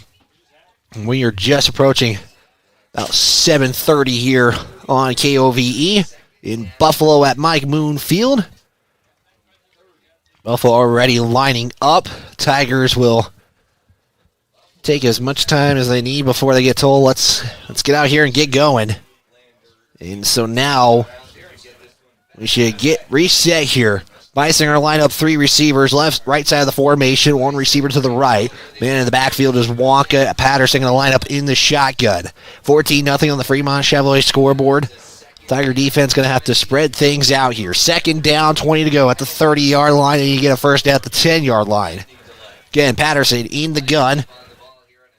Tigers looking like they're rushing here. We have reset, and we are back in action. Patterson drops back, looks, throws, and the first play out of this delay is going to be an incomplete pass. That's just Patterson's 2nd pass attempt of the contest, and he is 1 of 2 for 3 yards. So we are also going to get some changes made on our score sheet, or scoreboard, or stream, as we have gotten, just with the lights turning down, a flag on the play. I just noticed, and this is going to go against the Bison. Or they picked the flag up? Well, they left the football right where it's at, the 30-yard line. And also, again, this is grass, so how does that affect the fielding as well here for both of these teams? Buffalo obviously have an advantage because this is their home field. 3 receivers to the near side again. Patterson keeps it, and Hamilton can't make the stop. Baker is there for the initial tackle now, and he'll get credited for it on what appears to be a 8-yard quarterback keeper, and it puts them 4th down. Clock at 4:13, 4:12 and counting.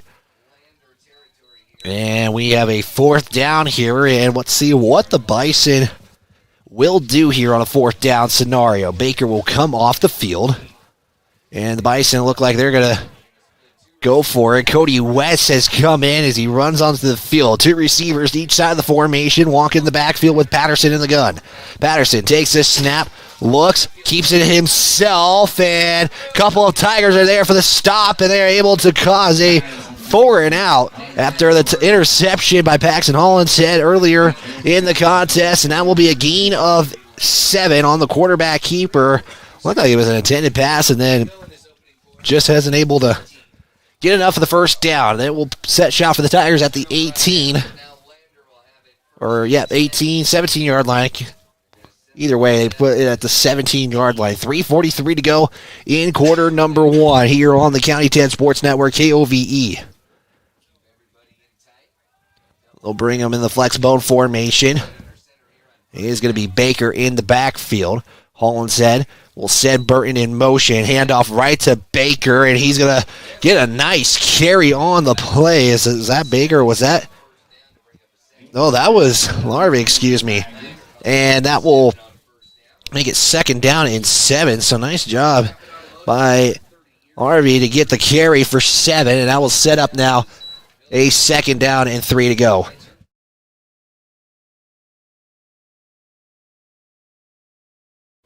Second down. 2nd down. 3 to go.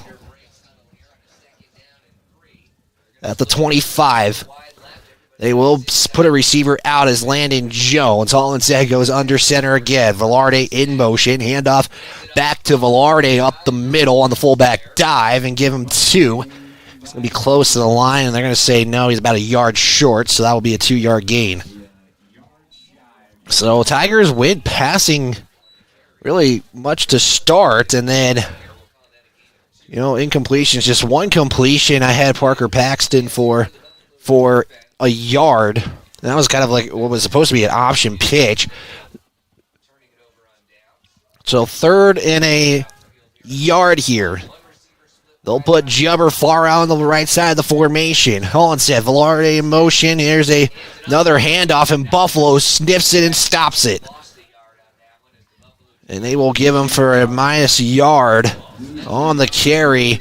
And that will bring them 4th down. And what does the Tigers do here? This is in their own territory. Got to get something going here.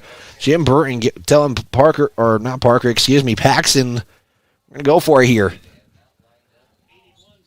1:50 to play. Quarter number 1. Tigers just 5 yards of total offense. And they're going to go for this. Don't be surprised if this is a hard count. Hollinshead under center puts Burton in motion, and Buffalo almost jumps on that one, and we have a timeout taken, and that will pay off against the Bison. Tigers will now punt it away here after the timeout. As we forgot to add our timeout totals here for some reason. So Tigers take their first. They're down as 2 in the first quarter, and we'll send the punt team out with 1:30 to go. 1:31.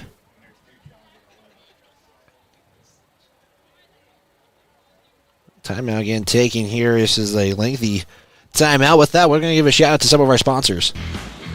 This broadcast is brought to you by Perfect Power, Porter's Mountain View Supply, Wyoming 4x4, Reddit and Kane Associates, Wyoming Catholic College, Myers Gambles, Bailey's Enterprise, Sutherland's, Baldwin Creek Rentals, State Farm Agent Justice Jacobs, Mama's Kitchen, Northside Auto Body Shop, Buckle Up for Life Wyoming, Elevate Rehab, Edward Jones Financial Advisor John P. Shade, Fremont Chevy, Central Bank and Trust, and Eyes on Fremont.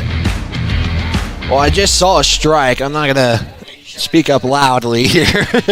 I immediately got a reaction. And 1:31 to go. Snap. Here is the punt from Jubber. This one going to be sent high. And it's going to be fair cut at about the 41-yard line. And the Bison will set up shop there. So Buffalo wait for it on 4th down. And then Bison take over. Couldn't convert on a 7-yard run. And the Tigers went 3 and out there after a promising couple of good plays there. The band has unfortunately dispersed. We were right next to them. Crowd a little bit smaller than expected. Lander again. The fans are here. So 1st and 10. 1:24 to play in quarter number 1. Patterson will line up in the gun again. One receiver to the left side of the formation. Patterson, handoff to Wonka. Doesn't keep it himself. Wonka will take it for about 4 and still going. And Wonka will actually they'll give him 5 on the play. That's his 3rd carry for 10 yards.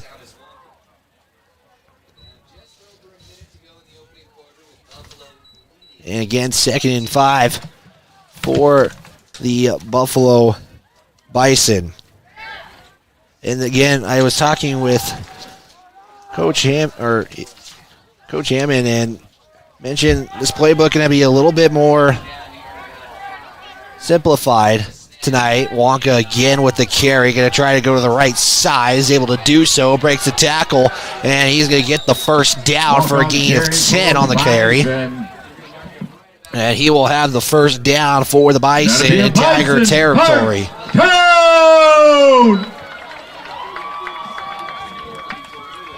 And at the 45, going to be put on the right hash here.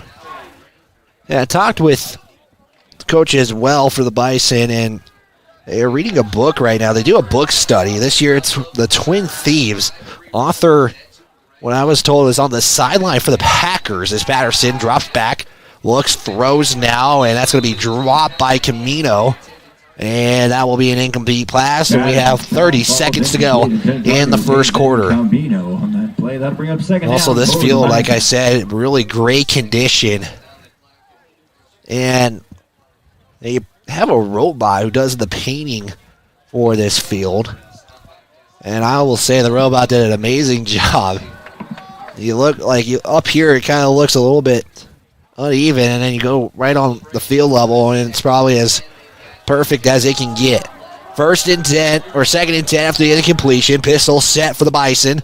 Here's the snap. Toss out to the left. Osborne can't make the initial tackle as we have a flag on the play and more. Wonka on the carry for the Bison. That was Wonka on the carry. Right now the flag is at the 46. And as the Buffalo sideline is looking, yes, it will go against the Bison. That will be a penalty of 10 yards. So back the Bison back up to a 2nd and 20. And then we'll just mark the football as once again the Bison facing a long penalty yardage here on their next play after the holding. It's 2nd down, 20 at the Buffalo 45 now. Bison will line up in the gun. That's kind of their go-to right now. 2 receivers left side of the formation. 14-0 in Fremont Chevrolet scoreboard. Patterson keeps it on the option. Has a hole, and will get 15 of that back on the option play. And that will set up a 3rd down and 5. So again, the 21st overall meeting between these two teams. Buffalo leads it 15-5, so they really have had the upper hand here. Rob Hammond, as the quarter does come to a conclusion here. We'll talk more about Rob Hammond. The end of first, finally, it took an hour and a half to get to this point, but we are here and we'll step aside. It's going to be Bison on a 3rd and 5 right after this. You're tuned in to Tiger Football on the County 10 Sports Network. Justice Jacobs State Farm Insurance Agency, where friends go. Justice and his team are dedicated to helping you protect what's important. We offer a variety of insurance products and services to help you protect what's important to you. With customizable coverage plans, safe driving rewards, and discounts, Justice Jacobs can help you create a solution that's right for you. Go Tigers! Visit us at 990 Main Street in Lander or online at insuredwy.com. The Tyler Watson's Porter's Mountain View Supply, your local experts in fire and water. We got everything you need for new installs to accessories, and don't forget our great selection of stoves, grills, and spas. We've been serving Wyoming for over 40 years, so you know you can trust us. Gonna have to cut that break short, unfortunately. 3rd and 5 at the 40 for the Bison here in quarter number 2. It's 14-0 on the Fremont Chevrolet scoreboard. Gun set, 2 receivers to the left side of the formation, 1 to the far side. Patterson takes the snap, keeps it himself right up the middle, and he'll have the first down for at least 10 plus. Make that 15, maybe 17. They will say a 16-yard carry for Eli Patterson. And like I said early in this contest, this is probably what the Bison are going to do. Let Eli Patterson kind of control this game. Like I said, Rob Hammond in his 12th season here in Buffalo has won one title and a runner-up, has reached the playoffs the last 2 seasons. He's 51-48 overall, if I read that correctly, as the head coach. He has 1 All-State returner in Will Hammond. He's got 3 conference returners. Will Hammond, one of those, but Eli Patterson, Hayes, and Camino. Patterson takes the snap, shotgun set, looks to the lone receiver on the far side, and what are they going to say? This is the catch, and yes, they're going to say that is a catch. And that will give the Bison a first down. That is a completion. And that'll be a Bison first. That was at the 24. Let's see, this ball is placed at about the 8-yard line, so that is a 16-yard reception. As that was Huber's first reception for 16 yards. Bison first and goal now at the 8-yard line. 1 receiver each side of the formation. Heavy 2 tight end set. Once again, Wonka to the left side of Patterson. Here's the handoff, and the Tigers are right there to stop it. As that was, I believe that was Hamilton on the tackle, and is able to do so. And Hamilton on the stop for the Tigers. We'll see what the officials do here. The Lightning now on the far side, knocking on wood. Hopefully it doesn't affect this contest. Clock at 10:45. Second down and goal for the Bison. And again, we apologize for some of the reflection we have here on our camera. As Patterson goes in the gun, we'll send him in a motion. Far side again, and now 2 tight ends set. Wonka gets it. We'll try to go to the right side of the formation. Is able to do so. He's able to get around, and he's at the 5 touchdown. Buffalo Bison. That will be a 8-yard touchdown. Bison! 9-yard touchdown run by Tommy Wonka. And he will get the score. And that gives the Bison a 20-0 lead awaiting the PAT. And again, with the rain that came on this field, does that affect the kicking? They're going to go for it with Hayes and Camino to put the point after. And now we will just await for the PAT. Snap, hold, put down. Kick is up and just good. Camino's and that will put the Bison up 21-0. We'll step aside. 60-second timeout. Back right after this.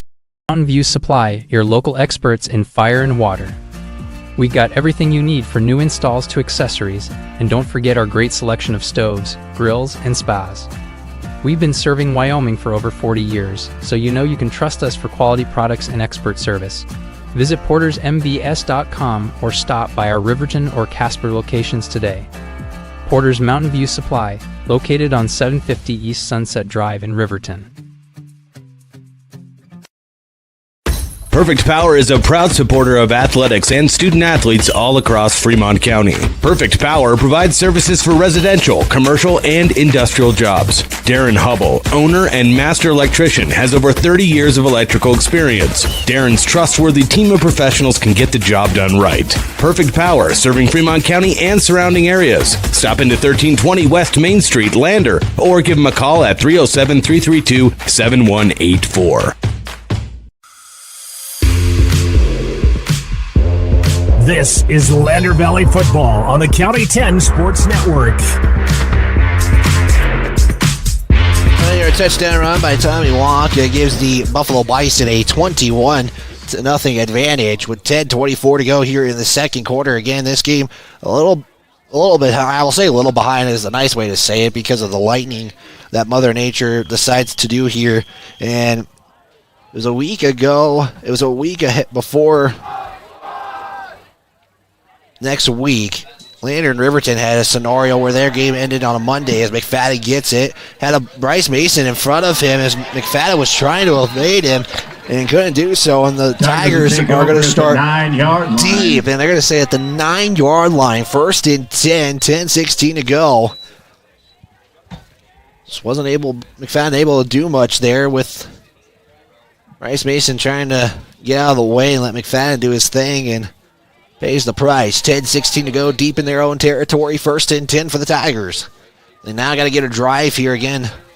Just having a tough time right now getting something going here offensively. What will the Tigers do here? Will they go pass or go run here? So they'll go back to that flex bone. Maxon Hollinshead will go under center. Baker in the back, Larvey in the backfield. Hollinshead, snap, toss to Larvey as he's going to go to the right side and get tackled. And a nice carry there to about the 13-yard line. That will be a gain of 4. And that will be second down. Let's see what they officially give them here. They give them actually 9 on the play. So at the 18-yard line, so I was way behind on that one. 2nd and 1, 9:42 to play. As Hollinshead back again, one receiver to the far side. As Hollinshead once again pitch it out to Larvey as Larvey will get a first down after a gain of about 8 on the toss. Looking at outside, I like Tigers, Hayes and Camino, stuff that's been given to them. Take advantage of it. Tiger first down. As Moffitt was the receiver to the far side, as the play will be brought in here by Bryce Mason. And we will see what they do here. I wouldn't be surprised if they try to go with that same play again. They're at the 27-yard line. 1st and 10, clock ticks to 9:05. As Holland said, we'll have one man on the far side of the formation. That's Mason. In motion is Velarde. Handoff is to Larvey, and he is going to be taken down for a loss. Loss of 2, maybe 3 on the play. And they won't say a loss of 2, so they've been going to Larvey quite a bit there, and just try to keep going there, and Buffalo stopped it. Now I wouldn't be surprised if they change things up here. 2nd and 12 at the 26, officially where the ball is spotted. Actually, the ball is at the 25-yard line. As they will send Moffitt out far, they'll put Landon Jones bottom of the screen here. Noticing Tigers right now not wearing gloves. As Holland said, in the gun. Snap, drops back, looks. Here's going to be the throw. It's going to be dropped by Velarde. And that will bring up 3rd and 12 now. Brings up 3rd down for the Tigers. First attempt of the second quarter. And it's now 3rd and 12 for the Lander Valley Tigers.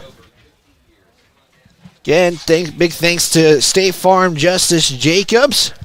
He's a proud Tiger athletic supporter at State Farm. They are there to protect your future. Call today at 332-2530 or stop by their office on Main Street in Lander. Tie formation in that flex ball again. Holland said this time we'll go under center. Fumbles a snap and keeps it, and ball is still out. And I think Buffalo got on top of it, but it's a fight for it. Buffalo the ball is fighting in.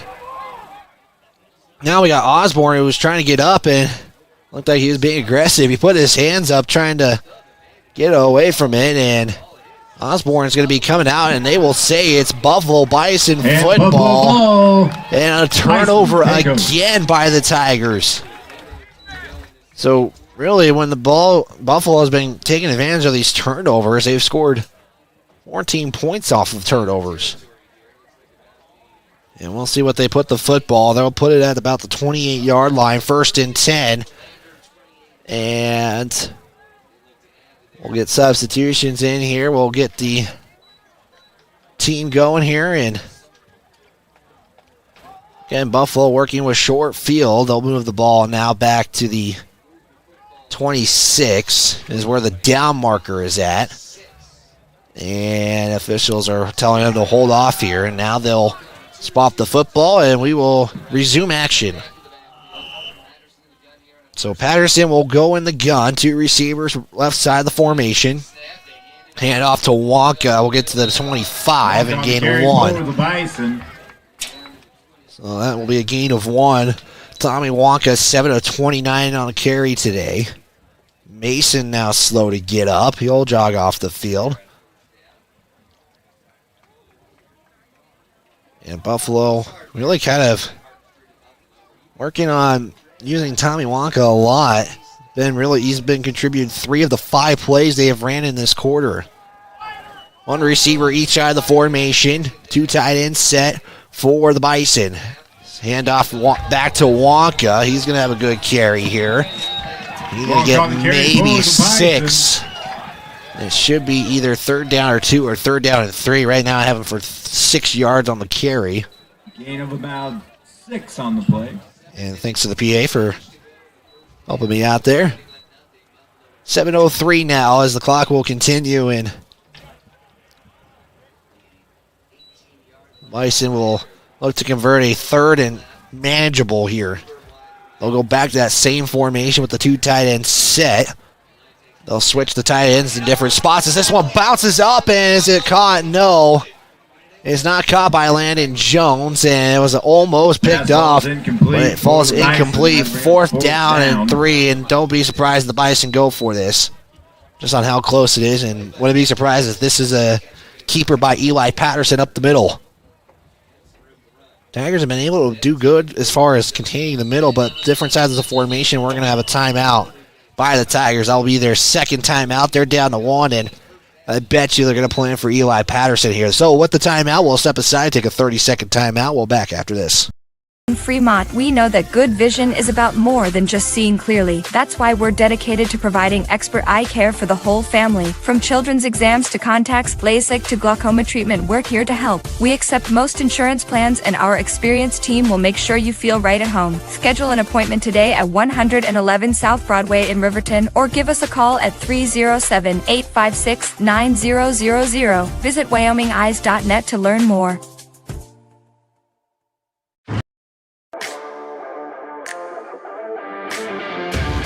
You're tuned into Lander Valley Tigers football on the County 10 Sports Network.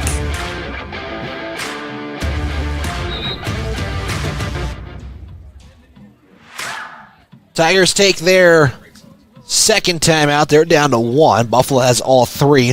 Update at Wolverine Field, 28-14. Riverton is up against the Rollins Outlaws.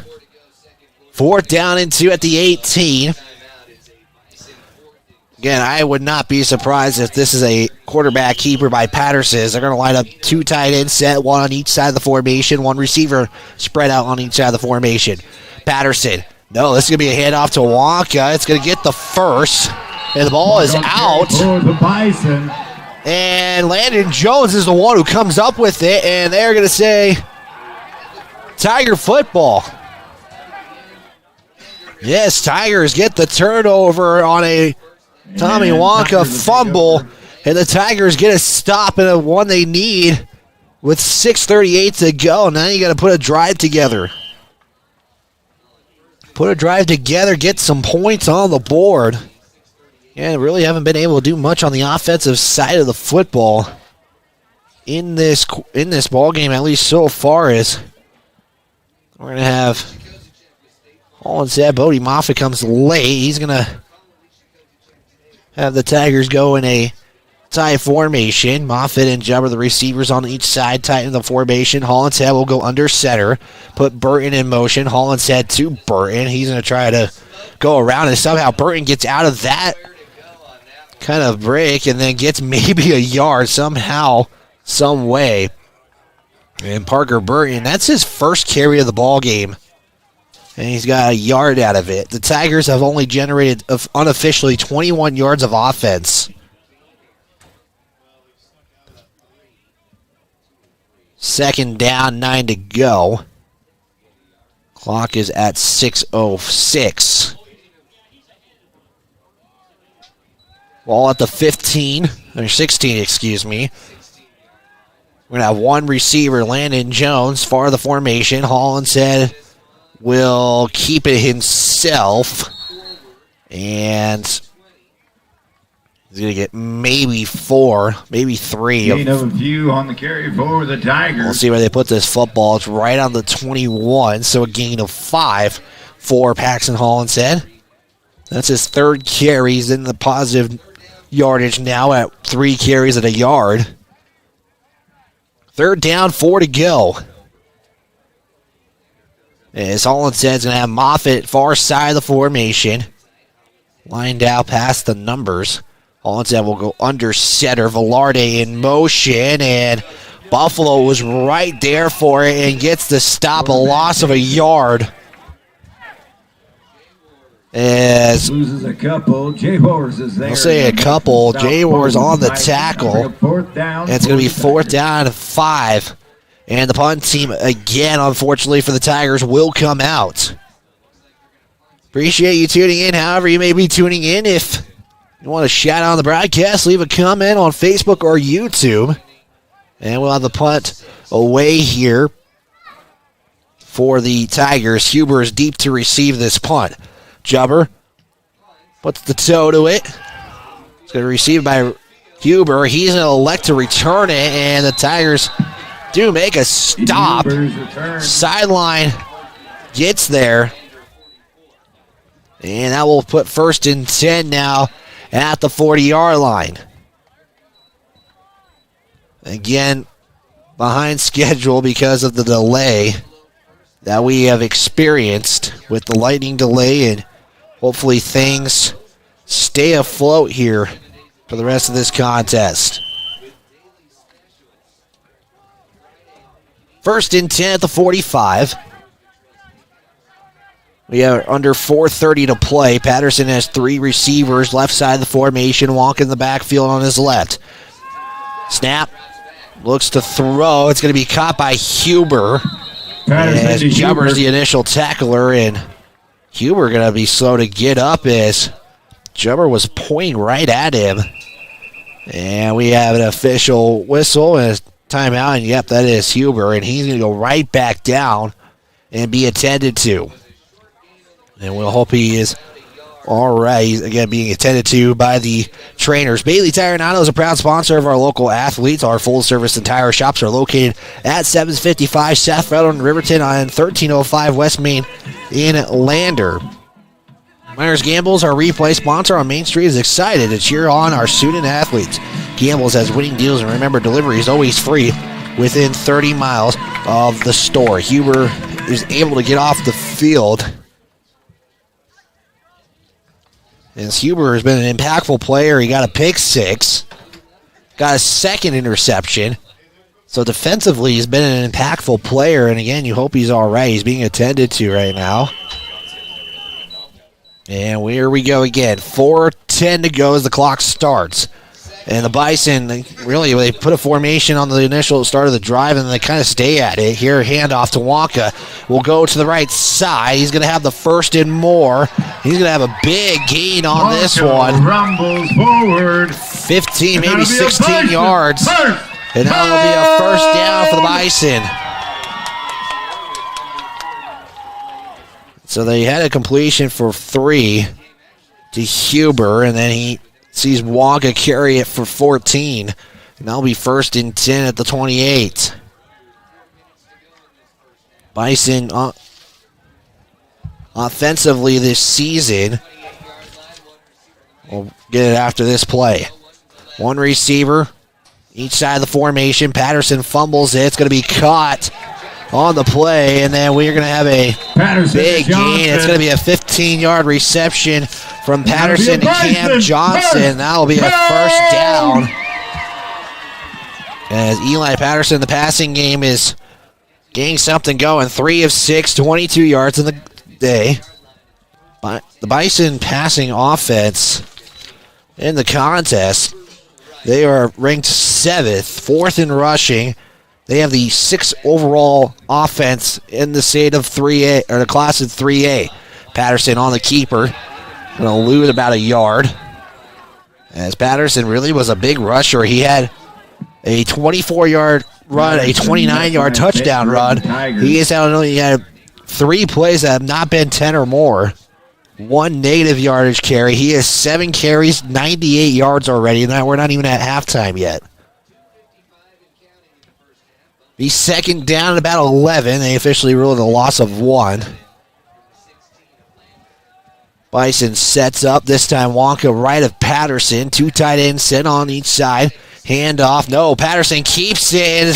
Tigers initially there, and somehow Patterson gets it away and gets it to Johnson for the score. And let's take a look at your Gambles replay. Tigers were already, they sniffed it out. They missed the tackle on Patterson. Throws it to Cam Johnson, and he is in for 6. 27-0. With the PAT awaiting. As the Tigers got to get off the field. And we will have the PAT here from Camino. So we'll line this up here. And Tigers, again, they had the chance to stop it. Is the PAT is almost blocked there by Larvey, but he puts it up and good as Camino. 28-0 in favor of the Bison. We'll step aside for a timeout when we come back. Next drive for the Tigers right after this. Myers Gambles is your one-stop shop for furniture, mattresses, and appliances in Lander, Wyoming. We have an unbeatable selection of furniture for your living room, bedroom, and dining room. Plus, we have the latest trends in home furnishings. Our mattresses are comfortable and affordable, and our appliances are built to last. Whether you're looking for a new TV, sofa, or refrigerator, we have the perfect finish, style, and function for your home.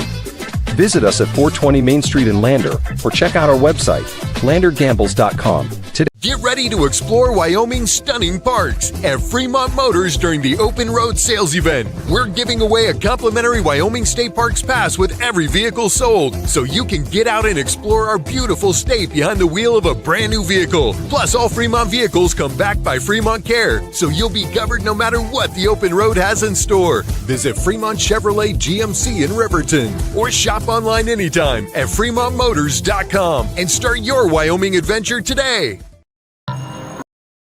We are back here on the County 10 Sports Network, and I'm just looking down the deep out in Buffalo, and I'm knocking on wood it doesn't happen, but I just asked the AD Ryan here from Buffalo what the scenario would be, and if they get a half in and they call the game, it has to be mutually agreed on. So, again, we hope it doesn't happen. But that could be a scenario. So, again, let's knock on wood, hoping it don't happen here. 28-0 on the Fremont Chevrolet scoreboard. As Camino will set it away here. This is going to be returnable. Fielded at the 5-yard line is McFadden. Gets to the 10-15. Going to be tackled right about the 18, maybe 19-yard line. They'll put it at the 19-yard line. 1st and 10 for the Tigers. Take over around the 20-yard line. Again, they haven't really generated much offense in the game today. Football fans, please observe right that now. there are many trash cans located around Bison. 198 yards for the Bison, just 25 offensive yards total for the Tigers. We appreciate your Ball is at the 19-yard line, 2:30 to play here. Tigers are down to their final timeout. Buffalo's got all 3. Holland said, going to line up in the gun. One receiver to each side of the formation. Harvey in the backfield. Holland said will take the snap, drop back, looks to throw. He'll get the first initial read as Bryce Mason. And he will at least have about 8 on the reception. And they're going to give him actually 10, and they'll give him a first down. That's just the second completion. That's the first real completion today from Hollinshead to Bryce Mason.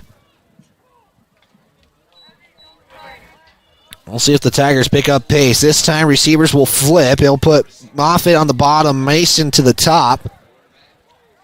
Hollinshead in the gun again, drops back, looks. He's going to throw a little sidearm. That's going to be caught by Parker Burton, and he'll have a nice reception. Give him 9 on the pass completion, and the Tigers picking up the pace here.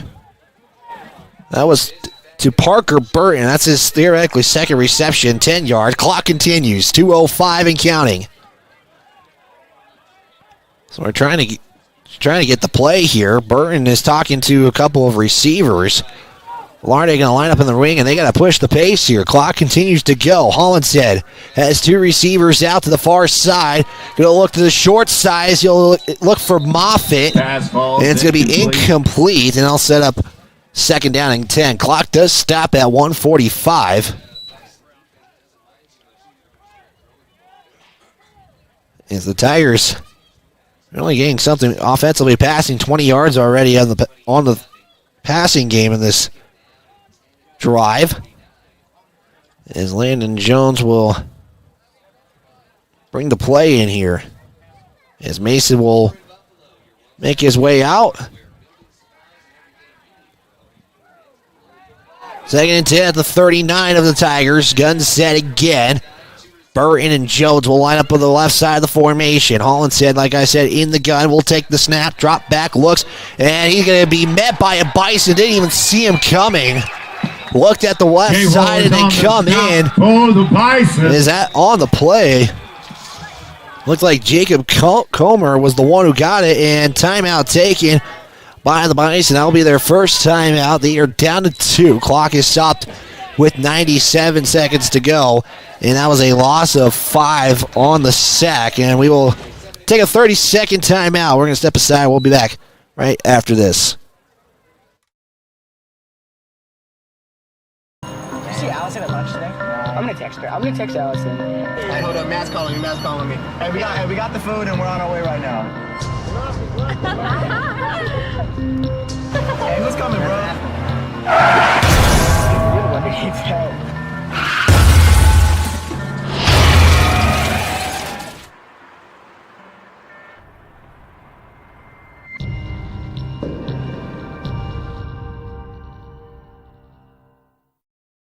If you're looking for an upgrade to your vehicle, Wyoming 4x4 is the place to go for all your upgrade needs.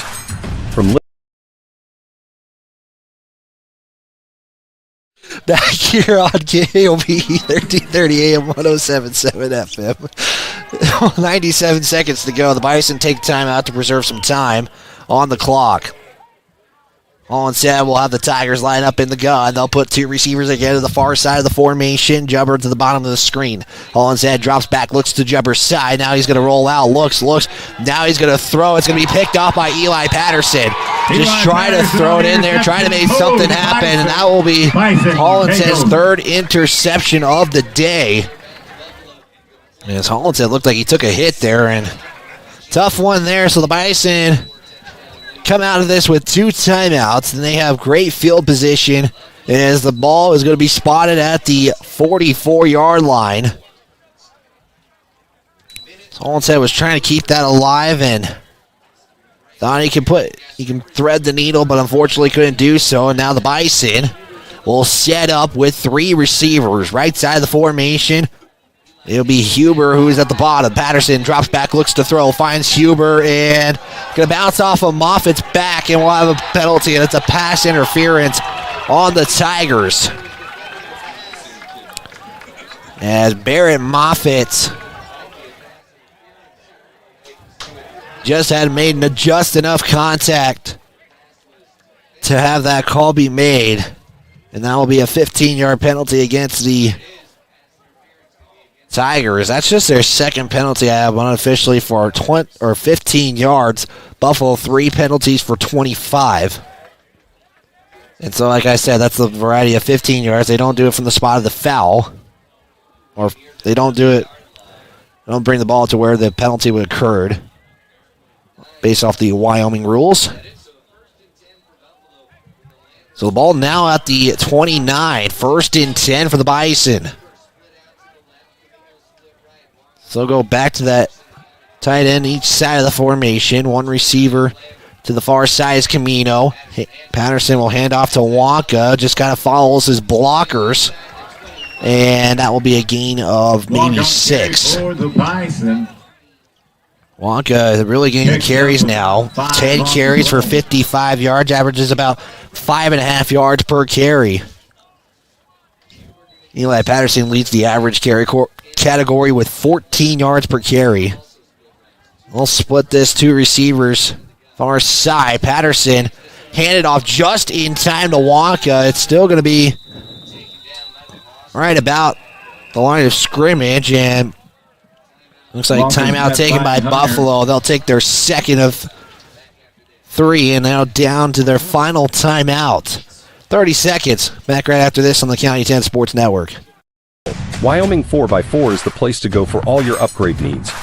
From lift kits to bumpers, grill guards to bed liners, we've got everything you need to take your ride to the next level. We use top brands for our bumpers like Fab 4s, Ranch Hand, and Rhoda Moore.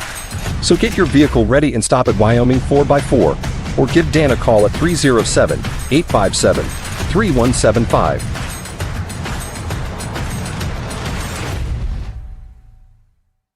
Wyoming. Subscribe and turn on the notification bell to be alerted every time a new video or game is on County 10's YouTube page. Back here on the County 10 Sports Network, KOVE 1330 AM 107.7 FM. 51 seconds to go here in quarter number 2. It's 28-0 at the halftime, or before the halftime intermission. Buffalo down to their final timeout. Tigers also have one. Bison were going to I bet you they were going to take another timeout if they stopped the Tigers short in the field of play, but the interception kind of changed that up, as now they have an extra timeout. Here's a little toss pass to Camino. He's going to go to the near side.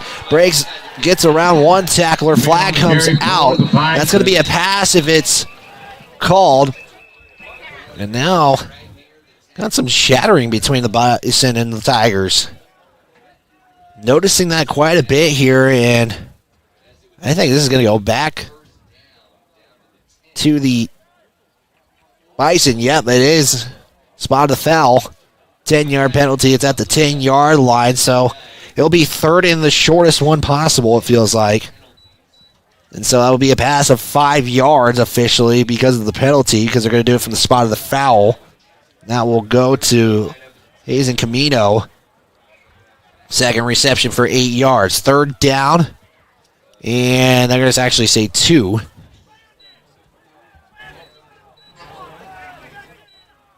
Patterson goes in the gun. They'll have Camino and Huber to the far side of the formation here. Snap. Wonka. Patterson keeps it himself. Has a lane. He'll cut inside.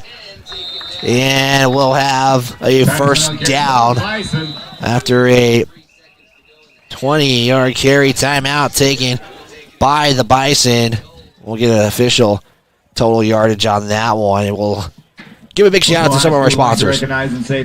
This broadcast is brought to you by Perfect Power, Porter's Mountain View Supply, Wyoming 4x4, Reddit and Kane Associates, Wyoming Catholic College, Myers Gambles, Bailey's Enterprise, Sutherland's, Baldwin Creek Rentals, State Farm Agent Justice Jacobs, Mama's Kitchen, Northside Auto Body Shop, Buckle Up for Life Wyoming, Elevate Rehab, Edward Jones Financial Advisor John P. Shade, Fremont Chevy, Central Bank and Trust, and Eyes on Fremont.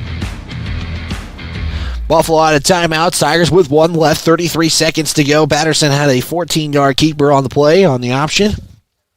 And that will set up first in goal at the 7. As Buffalo on the verge of putting this a 5-score lead on the Tigers. Buffalo 223 yards of total offense, has put 117 of that in this quarter.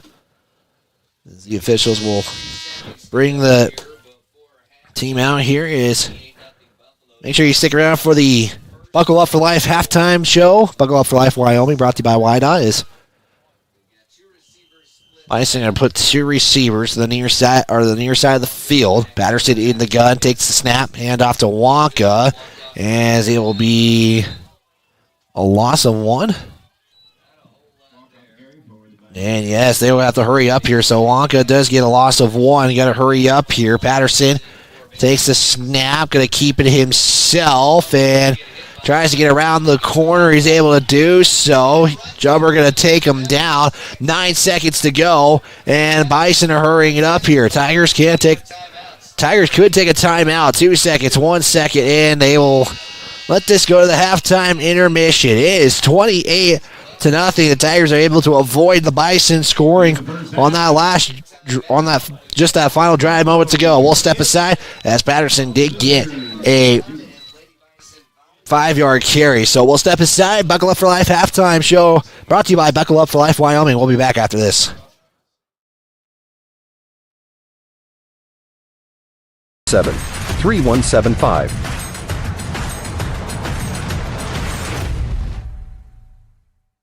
Wyoming Catholic College is a unique institution that offers an immersion in the Western tradition, the beauty and challenges of the wilderness, and the treasures of the Catholic spiritual heritage. Our mission is to provide a unique educational experience that nurtures the body, mind, and spirit. We are proud of our alumni success stories and the learning opportunities we offer through our academic outreach programs. Come and explore our campus in Lander, Wyoming. Make your home improvement projects a breeze with Sutherland's, your home improvement experts. Always the right products at the right price. For every project, every day. You can shop and pay online at Sutherlands.com, and we'll get it ready for easy in-store pickup. With the tools and the know-how, you can count on Sutherlands for any job. With over 30,000 items in stock, make your first stop at Sutherland's Home Improvement in Casper and Riverton. County 10 is your Fremont County news leader. We're everywhere. On the web, mobile, social, and on your radio dial, with all the news you need to feel connected. From sports to board meetings and community features, we work hard to bring you all the latest updates you care about. Visit us today at county10.com. County 10, community connected.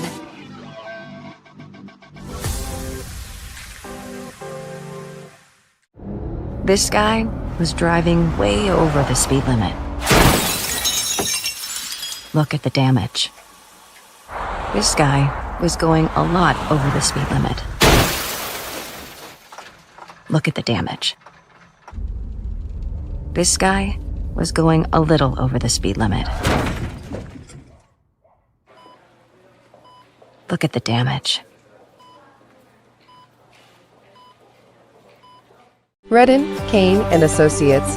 CPAs is your go-to source for tax, financial, and business solutions. Our experienced professionals are trusted and know the numbers. We're dedicated to providing personalized attention to each of our clients. Whether you're an individual or a business, we're here to help with all your accounting needs. Let us do the math for you. Stop in or visit rivertoncpa.com to learn more. Elevate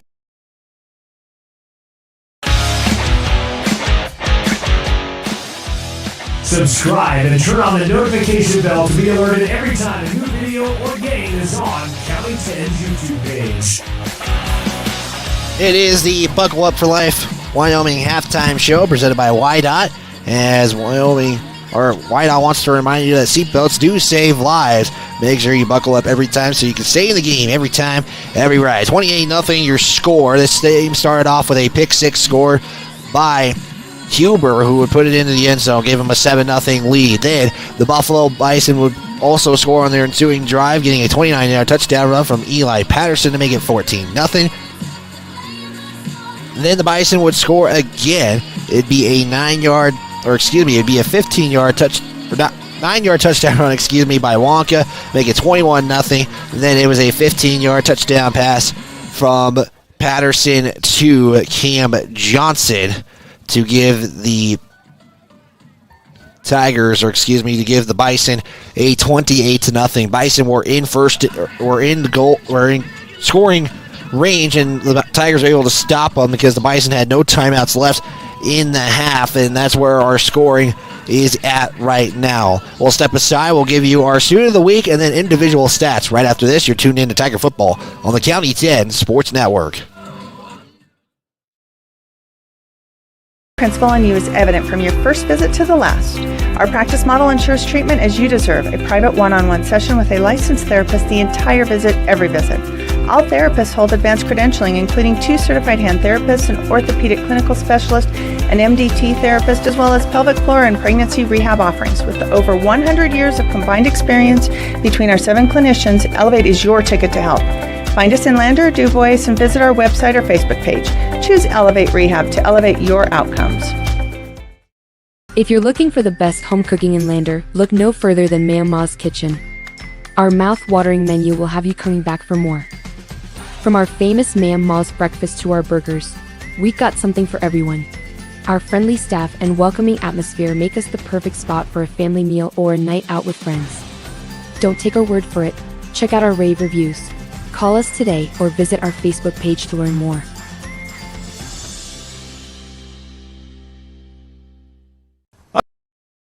Back here on the County 10 Sports Network, 28-0 on your Buckle Up for Life halftime show, presented by Buckle Up for Life Wyoming, as it's 28-0 on your Fremont Chevrolet scoreboard. Taking a look at the deal of the game, presented by Mama's Kitchen. Tiger Touchdown Burger Deal, 10% off per touchdown, up to 50%. The deal will last throughout the weekend. Again, your score, 28-0 on the Fremont Chevrolet scoreboard. Take a look at the Student of the Week, presented by Wyoming Catholic College. They are a proud supporter of Fremont County athletics and the academic side of things.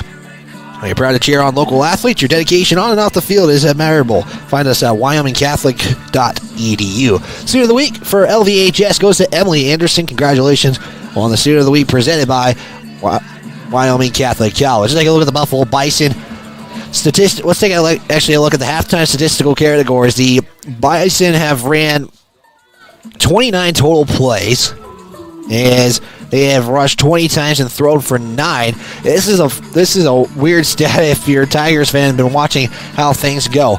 10 passes have been thrown in this ball game, if I have read that correctly. 5 per half in this one. 14 rushes in the contest. They had a total of 24 plays. So the play total really not that much different in that one. The Bison will go 171 yards rushing, 56 passing for a total of 227 yards. The Tigers 19 rushing yards, 20 passing yards, total of 39 yards offensive yardage in the contest. The Bison would average 7.8 yards per carry. The average for the Tigers is just 1.6 in the contest. Penalties are in favor of the Tigers. They do have 20 yards worth of penalties. The Bison have 3 penalties for 25 yards. The Tigers, 2 of 20, one of them being a 15-yard because of a pass interference. Taking a look at some individual stats. The rushing category, it's Eli Patterson. 9 carries, 117 yards and a touchdown. He's had a 24-yard carry, a 29-yard carry, a 15-yard carry, a 16-yard carry, and a 14-yard carry. Just to tell you how much rushing he's really got in this game. Tommy Wonka, 11 of 54. Those are just the 2 ball carriers in the contest. Patterson, 6 of 9 passing for 56 yards, 1 touchdown in the contest. It's Cam Johnson leading the way, 3 receptions, 34 yards. Zane Huber, 2 of 19 in the contest. Hazen Camino's got 2 receptions for 7 yards in the contest. This is the conference opener as well, so we're seeing a lot more things. But again, Buffalo having to simplify things because of injuries. Tigers trying to show more than what they have so far. We got about 2 minutes left in the halftime intermission. I believe there's a 3-minute warm-up as well. So with that, we'll step aside. We'll give some updates around the state. Riverton and Rollins has concluded. We'll provide that update and more here on the County 10 Sports Network. I'm John Shade, your Edward Jones financial advisor. Financial investments are very important, but so are the investments of time, patience, and encouragement of our young athletes from their coaches, teachers, and mentors. That's why Edward Jones is a proud sponsor of the Lander Tigers on KOVE. Call John Shade or stop by my office at 824 West Main Street for all your investment needs. Edward Jones, making sense of investing. Member SIPC. RE/MAX All-Star Realtors are proud to sponsor sports across Fremont County for the 22-23 season. RE/MAX All-Star Realtors was founded in 1991 with the goal of doing real estate in a way that would make our clients' lives as easy and uninterrupted as possible. They've completed many transactions involving residential, commercial, vacant lots, farm and ranch, and investment properties, and can help you with any goal you might have regarding any of these today. RE/MAX All-Star Realtors, 938 West Main Street, Riverton. See them online at remaxriverton.com. We're back here on the County 10 Sports Network. One final in Fremont County in Riverton, 42-14 the final. The Wolverines pick up their first win of the season. We'll head into the keeper of the gold rivalry and the Lander homecoming game on the road with a win under their belt, 1-4 on this season. The Tigers right now trying to also put that goose egg out of the win column and put a tally in there as well, as you're seeing teams warm up here. We have about 16 seconds left, and we should have a 3-minute warm-up period for both teams. We'll find out here in just a moment as the clock does tick down. Other scores of interest for the state of Wyoming. Let's take a look. Du Bois did get the win earlier over number 5 ranked Farson Eden. That score was, let's take a look here. I know it was official. We just got to find it. 60-14 was the final. The Du Bois Rams were able to get the win. Mountain View won the Bridger Valley 31-8. Tongue River defeats Newcastle 54-7. In Class 3A, other scores of interest. Powell is up on Green River 44-3. Again, Riverton defeated Rollins 42-14. Douglas has a goose egg against Worland right now. They lead 20-0 against the Worland Warriors. Star Valley and Evanston in a tight ball. They're in a dogfight right now. 14-9 at halftime against the Braves. And Evanston, we saw last week how good they can be, and they're showing it. They're only down by 5 against the Braves. Number 2 ranked team in the state of Wyoming. Again, St. Stephen's had to forfeit their contest, so Riverside got a 1-0 win over the Eagles. Grable over Wyoming Indian at half 53-0. They had a 7 o'clock kickoff in that contest. One game tomorrow for Fremont County will include Shoshone at Rocky Mountain. It's a 2 o'clock kickoff. The regulars will be looking for their first win. Final timeout here. When we come back, it will be the second half kickoff for the Lander Valley Tigers. They will kick it off to the Bison. So with that, we'll step aside. We'll be back after a word from our sponsors. Riverton. See them online at remaxriverton.com. Central Bank and Trust is a local bank that is focused on technology and convenience. We have a simpler online mortgage application process.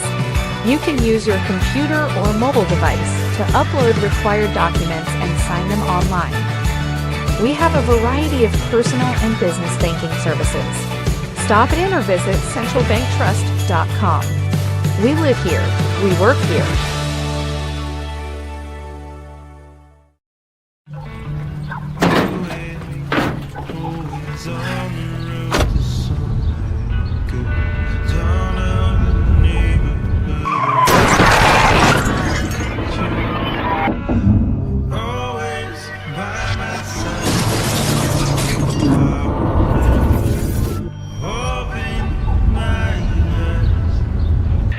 Why do we enforce seatbelt laws?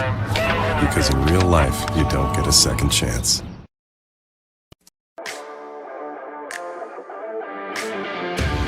You're tuned into Lander Valley Tigers football on the County 10 Sports Network.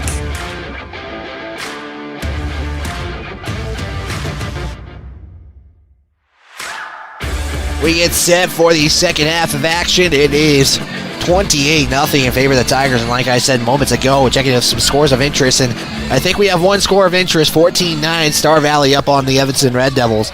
In that one, you'd think how dominant Star Valley has been this season. And you see that score. I just was talking to the PA announcer, and he was kind of surprised with that reaction as well. So second half kickoff about to start. And Tigers. It'll be a long drive home late for all the Tigers fans if they're on the road. So if you are tuned in on the sideline or you're driving in Buffalo or in the area, please drive safe home tonight. That was your halftime presented by Buckle Up for Life Wyoming. Braden Baker to put the toe to it to start this second half off, and we are underway as the kick is going to be returnable. Fielded at the 15-yard line. That is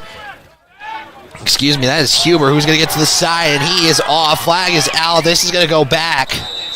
And now we get another one. This game has really gotten kind of, there's been chatter and everything. We just are kind of waiting to see the altercation come, and Bison already know they're going back with the penalty. Flag was at the 35, I believe. And they're going to put the ball, block in the back, 10-yard variety for the Bison. That will be their fourth penalty of the contest. And again, 227 total yards. Bison are up 28-0 on your Fremont Chevrolet scoreboard. Two receivers set right side of the formation. Wonka to Patterson's left. Tigers load the box up, thinking they're going to blitz here. Tigers don't do that. It is going to be a handoff to Wonka as he is right now carrying a defender, and then he will finally be taken down after what appears to be a 5-yard gain by Tommy Wonka. That's his first carry of the second half. They will give him They'll give him 4. Officially, I was waiting to see where they put it. I don't like the half-yard line thing sometimes. It's just, I don't wonder where they put this. So they put it at the 24, so that helps the clarification there. They'll put 3 receivers down to the near side. Wonka now to Patterson's right. Handoff to Wonka. This time going to come to the near side. Flag comes in. This will probably go back as Wonka bounces off a defender, and he's going to be out of bounds. He'll have the first, but we will have the penalty, and then we're going to have a flag on the play as I think Landon Jones is going to be called for it. And like I said, this game it could potentially get out of hand just based on the pushing, the chattering, the icing coaches probably got a call on Landon Jones. You got 3 flags out, 2 of them in the area of holding. And now we're going to have a discussion here. Let's see what the white hat official says once we decipher what is going on here. So 2 in the area of holding. 1 is on the Bison. Yes, that is the holding. And then you got the personal foul on the Tigers. So should just offset the penalties here. But we have 3 flags, and one of them going to be the same thing. And now Jim Burton's going to have a discussion and figure out what's going on here.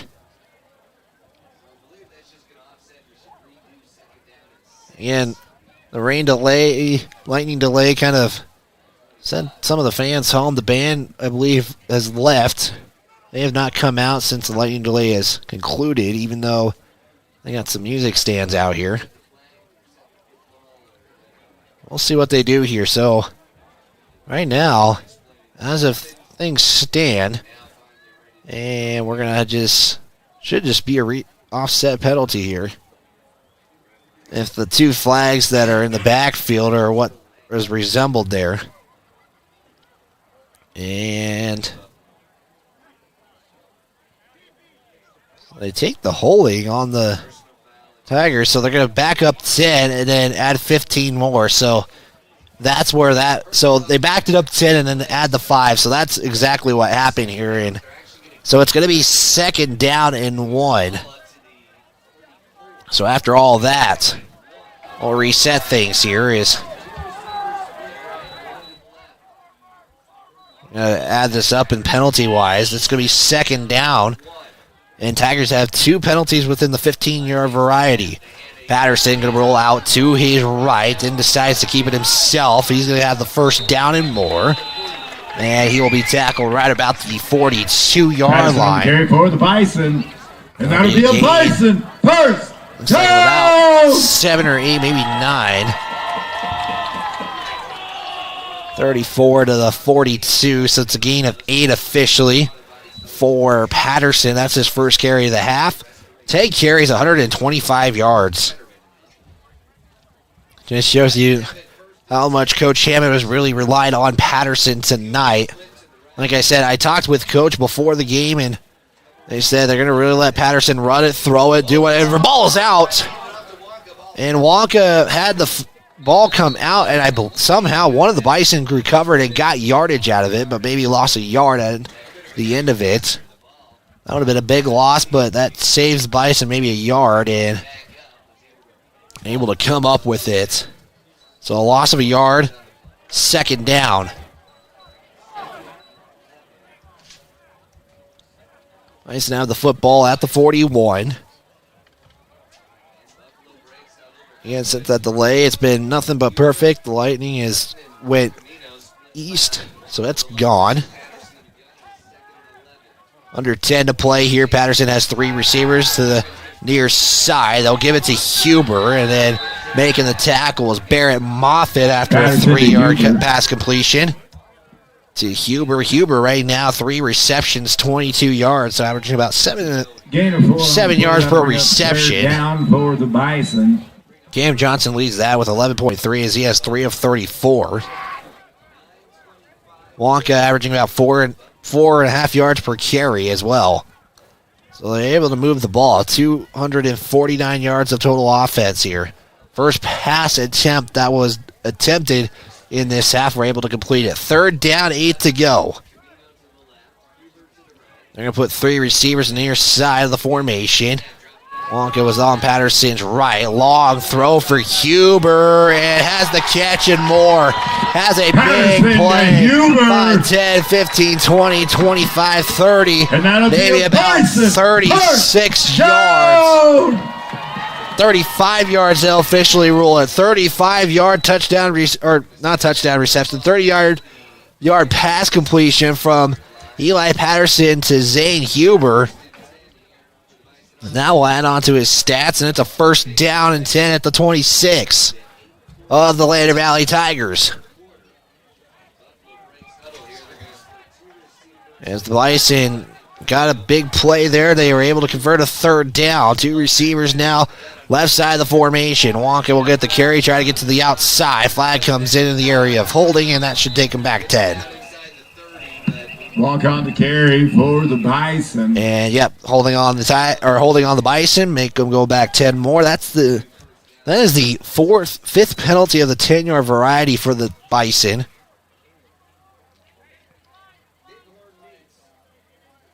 And they will. The Tigers just declined that? They did.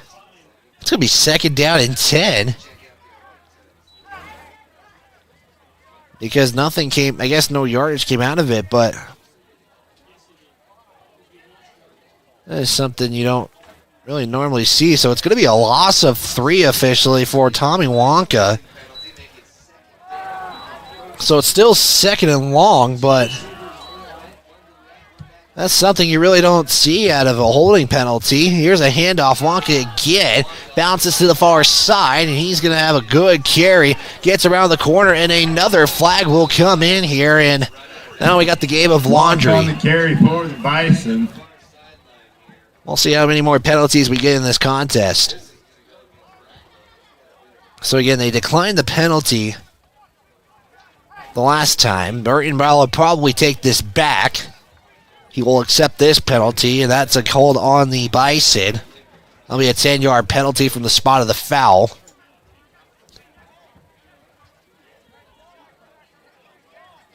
Yeah, we'll back him up. Should be about 10. That should be roughly a yard after that. All that running that Wonka just did, but yeah, I got the laundry game kind of in this one now. We have a total of I have 10 penalties now in the contest, most of them coming in this half. Shotgun set, 2 receivers left side of the formation, 1 to the right is Huber. Patterson has Wonka to his right. Here's a snap, drop back by Patterson, looks to that near side, gets the completion to Huber, makes a move, we'll have the ball's out, it's going to be recovered, it's going to be a fight for, I think the Tigers got it, and they do say Tiger football. Ball bounced out on a hit by the Tigers. Let's see if we got a replay here on your replay presented by Myers Gambles. Tigers take over. Just the ball bounces out, and 3 Tigers were right there. Turnover, and that's a nice turnover you see there. The defense making a play. So there was a reception. That would have been a first down.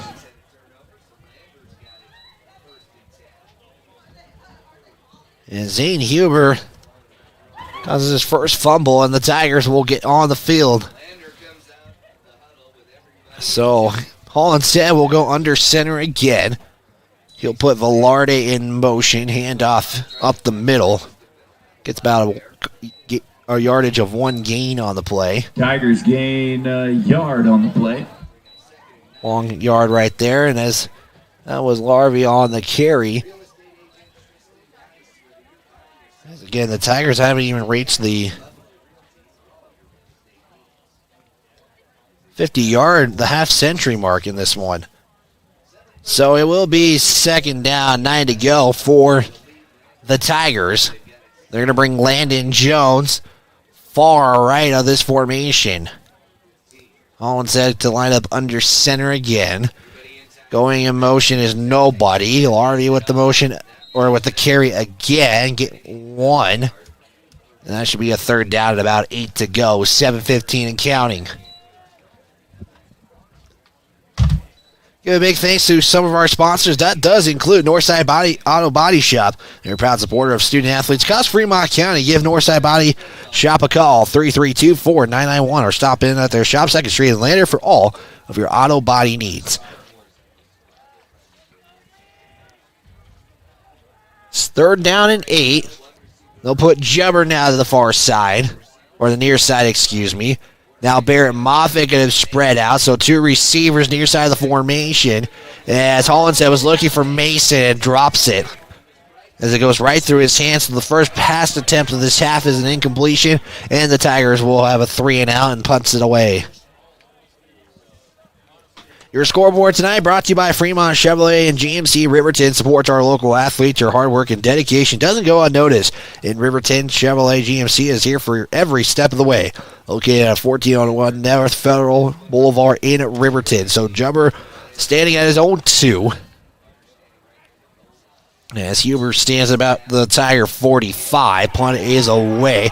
Here's a short one, and it's going to take a Tiger bounce, and it'll get to the 49. Parker got put to the ground there by Jared Sutton, I noticed. Around the 49-yard line. Like I said, this game, I don't know how it hasn't got out of hand yet athletic trainer and physical because of just the chirpiness, the hitting. You put the players on the ground unnecessarily. We appreciate your support of like I said, Bison Athletics and all that you do. The refs are really kind of just letting them play this out, letting them get physical here. Nothing really bad has happened yet. I'm noticing the aggression by both of these teams. 6:28 to go. 28-0. Bison with the football. 1 receiver each side of the formation. Wonka to Patterson's left. Snap, and we got a flag. That should bring him back 5. And that will be the 8th penalty on the Bison. 8 penalties for 60 yards. Again, one of those penalties has been declined. And they'll just reset this, and I just heard 9, but we'll unofficially go from our stat sheet. Same formation, 2 tight ends set, 1 receiver each side of the formation. Wonka to the left of Patterson. Snap, handoff, going up the middle through the tackles. Breaks the tackle, he has more. As it's Wonka with a big carry on the play. Give him 18 on the carry. And that will set up a 1st and 10 in Tiger territory. That'll be a Bison first down! Bison have really been able to just do anything on the Tigers in this contest. Tigers have been well known for stopping kind of the plays up the middle, but right there, a hole created for Wonka. He's able to get the big yardage play. So clock at 6:08, 1st and 10 again. This time they'll put 2 receivers on the right side of the formation. Huber to the left of the formation. Wonka again stands on Patterson's left. Snap. Play action, throw to Huber, and they're going to say, yes, catch. He caught it going to the ground. And that will be a pass completion of 6. Gain of 6 as on Huber the play has for the Bison. 6 receptions, 76 yards on the day, and that will give the Bison a 2nd down and about 3, maybe 4. They do say it looks to be a 7-yard variety. 2nd down, 3 to go. Patterson will keep it himself up the middle, getting just enough for the 1st down as he gets 4 on the play. That'll be a Bison Patterson will give the Bison a 1st down here as the clock approaches 5:17. Clock continues to roll now as they reset the chains. We get some substitutions. Ball at the 25 in Lander territory, just outside the red zone. Final in 4A football. Camels 56, Kelly Walsh 16. We're going to check on that Star Valley Evanston game here in a moment, just because of how close that game is. And the Tigers jump, but the Bison jump first. And no, they're going to say the Tigers first, but yeah, they will give it to the Tigers for the penalty, and that will be just the 4th penalty on the Tigers. That one in the 5-yard variety. And we'll check on a game here in just a moment. As Patterson rolls out to his right here on the next play. Flag is out. Huber has the touchdown, but I believe this is going to be called back. To Huber. Let's see what the flag is, though. But I believe this is going to go back just where it's at. And, yes, holding on the Bison. Another 10-yard penalty on the Bison. That would be the 9th penalty. 70 yards for the Bison in this one. As the Bison have just moved the football, but these penalties have been taking them back in this one. And looking in the third quarter, Star Valley looking like they're pulling away now. It's 28-9 in favor of the Braves. It'll be about 1st and 15 with the clock at 4:38. So they did that where the flag occurred, or the spot of the foul. Patterson again will drop this time, go to his left now. He will just tuck it and run it here. He's got plenty of room and a first down. He's at the 10 inside, right about the 5-yard line, and he should have Patterson on the carry, first down and goal. That should be about a 25-yard gain, or they're going to make it 24. 24 yards. That's the third carry for Patterson. That's over 20 yards. 153 on the ground for Patterson. Clock rolls again. Tigers having to hurry off the field. Patterson will have one back in the backfield, 2 receivers to the right side. As Patterson keeps it himself, rolls, he'll give it off here, and it's going to be hit there. The Tigers by Larvey causing the drop. And yes, that is, and that will set up second down. Second and goal. Tigers able to stop a passing play. Patterson 10 of 14 for 114 now.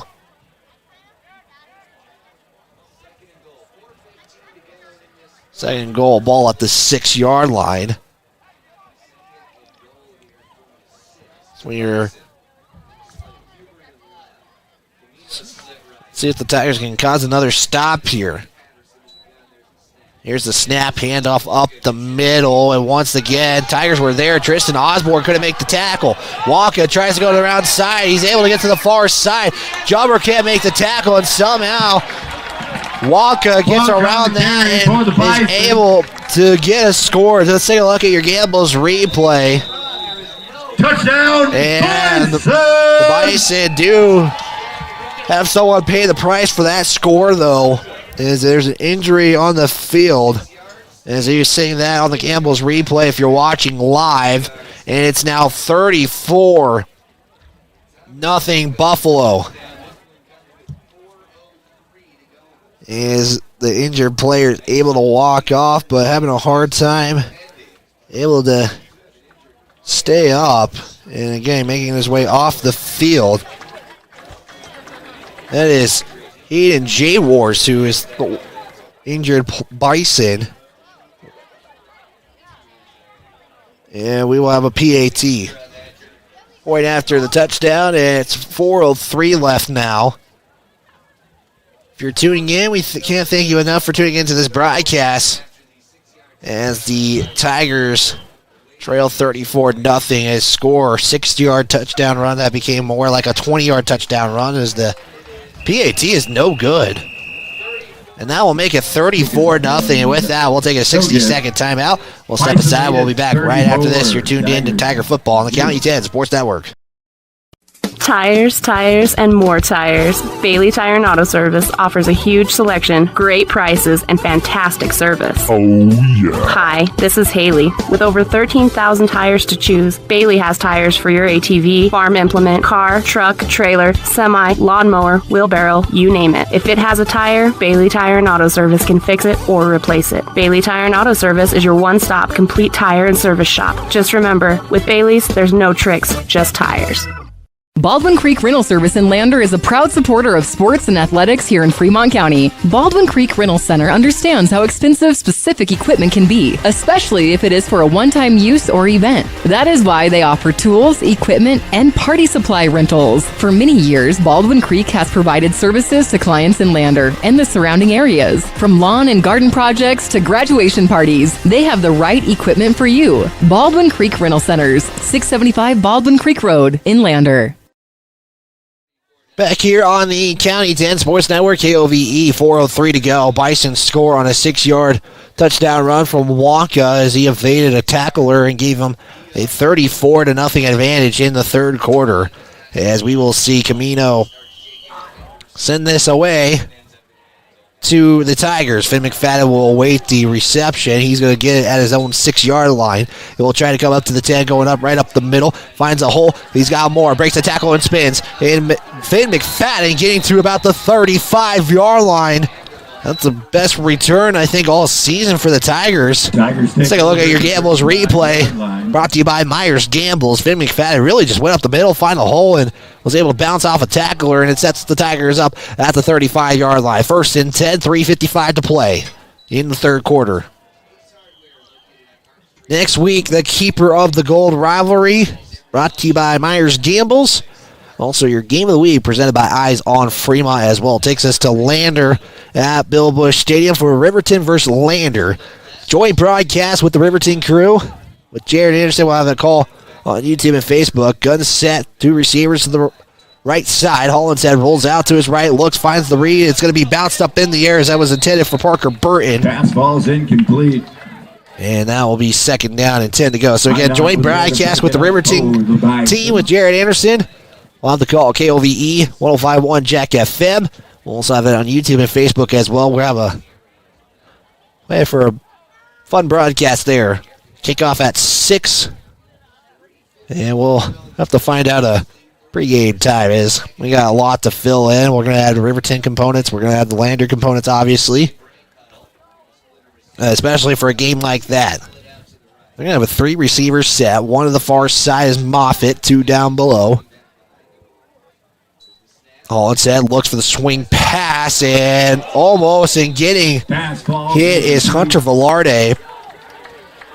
That'll be another incomplete pass. Hit by Sutton. Sets up 3rd down with 3:47 to play. As Hollinshead going to get the play from Caleb Larvey. And Jumper going to make his way off the field. Axon Hollinshead is 3 of 13 tonight, 3 interceptions, 20 yards total. As Hayden J-Wars is running after he was injured, that's probably good news for the Bison. 3 receivers set again, Moffitt to the left. Hollinshead looks Moffitt's way. Here's the throw. It's going to be recepted by Bodie Moffitt. He's going to be short on a 7-yard reception. First completion of the second half as it's Bodie Moffitt who gets the reception. And it will be 4th down and short. 4th and 3 to be exact. And down marker has not moved, but it should be about 4th and 3. And got a penalty on the Bison. And that's going to be another. Let's see what this one is. This is a. Oh, this is the 15-yard variety, and that's going to add more from the foul, and that's going to put the Tigers in Buffalo territory. This is either the first or second time this has happened tonight for the Tigers. So you got a drive that's in Buffalo territory. Not going to take advantage of it. 1st and 10 at the Buffalo 42. Tigers go in the gun again. Hollinshead has Larvey behind. Snap, toss out. Larvey going to try to get around the corner. He's able to do so. And he should have at least 3, maybe 2. Right now we'll credit him for 3. We had a player slow to get up. He's able to get up, though. He's not able to get the player. Just was trying to get what he can on the toss of the outside. So it is a 2-yard carry. 40-yard line is where the ball is spotted on the left hash. Tigers going left to right on your screen. If you're on radio, there you are, going to left, right, north to south. To be exact, Jones will come to the bottom of the screen, now come back out, now get pushed back out to the near side. Hollinshead going to look to the near side. Flag on the play. Hollinshead spins around.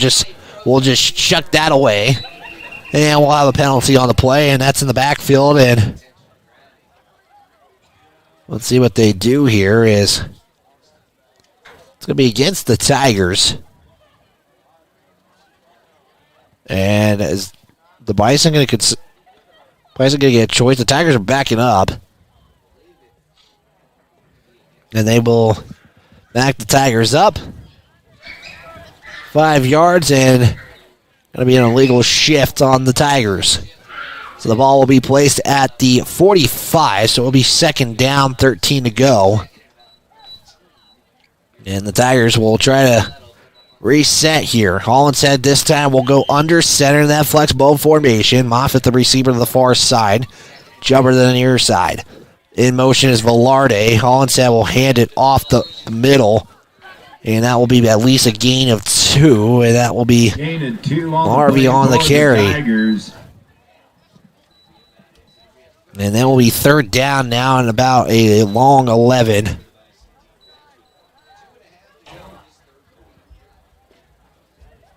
$34-0 on your Fremont Chevrolet scoreboard. 2:22 in counting. We approach the 9 o'clock hour. KOVE 1330 AM, 107.7 FM. Also in Lander, Wyoming. 2 receivers set near side. Hollinshead takes the snap.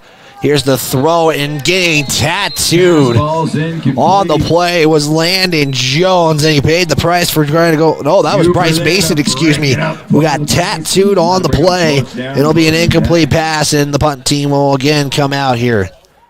The best drive that the Tigers have had, courtesy of a help with a penalty against the Bison, and the Tigers, excuse me, couldn't do much there. So Jubber will stand on his own 43 to punt it away. Huber deep to receive. He's now near the 10-yard line, to be exact, at the 12. Snap. Low snap. Kick is away. And it's going to be fielded by Huber, who elects to return it. Going to try to go to the near side now. Spins, goes to the other side now. And he's going to break another tackle and gets to about the 24-yard line. We'll have a 9-yard return. The Bison will set up shop again. Under 2 to play in the third. As the Tigers, again, like I said, this is the most passing they have done in any of their games. 15 passing attempts. And the Bison will send 2 receivers out to the right. Bison going right to left. Patterson in the gun. Keeps it on the option play. Go to the far side. And I don't think that's Patterson. Patterson keeps it. Rumbles forward. That is not Patterson, excuse me. That is actually Adam McCorkle, excuse me, who carried that. Excuse me, McCorkle on the carry. Didn't see that. He didn't see that change quickly. We thought it was Patterson all the way, but McCorkle gets the carry for about 8. And it sets up 2nd and 2. And I think the Bison are slowly bringing the young guys in. Pistol set, 2 receivers. As McCorkle in the gun. Toss to the outside. As that is going to be Wonka, who gets a carry. Breaks one tackle, gets a large carry, but a flag on the play at the 31. This would theoretically be at least a 20-plus carry, and I think Wonka knows it's coming back. And they already know it. They're walking back already. So we'll come back. The flag is at the line of scrimmage, maybe at the 31, which is a yard back. And let's see what the official will say here.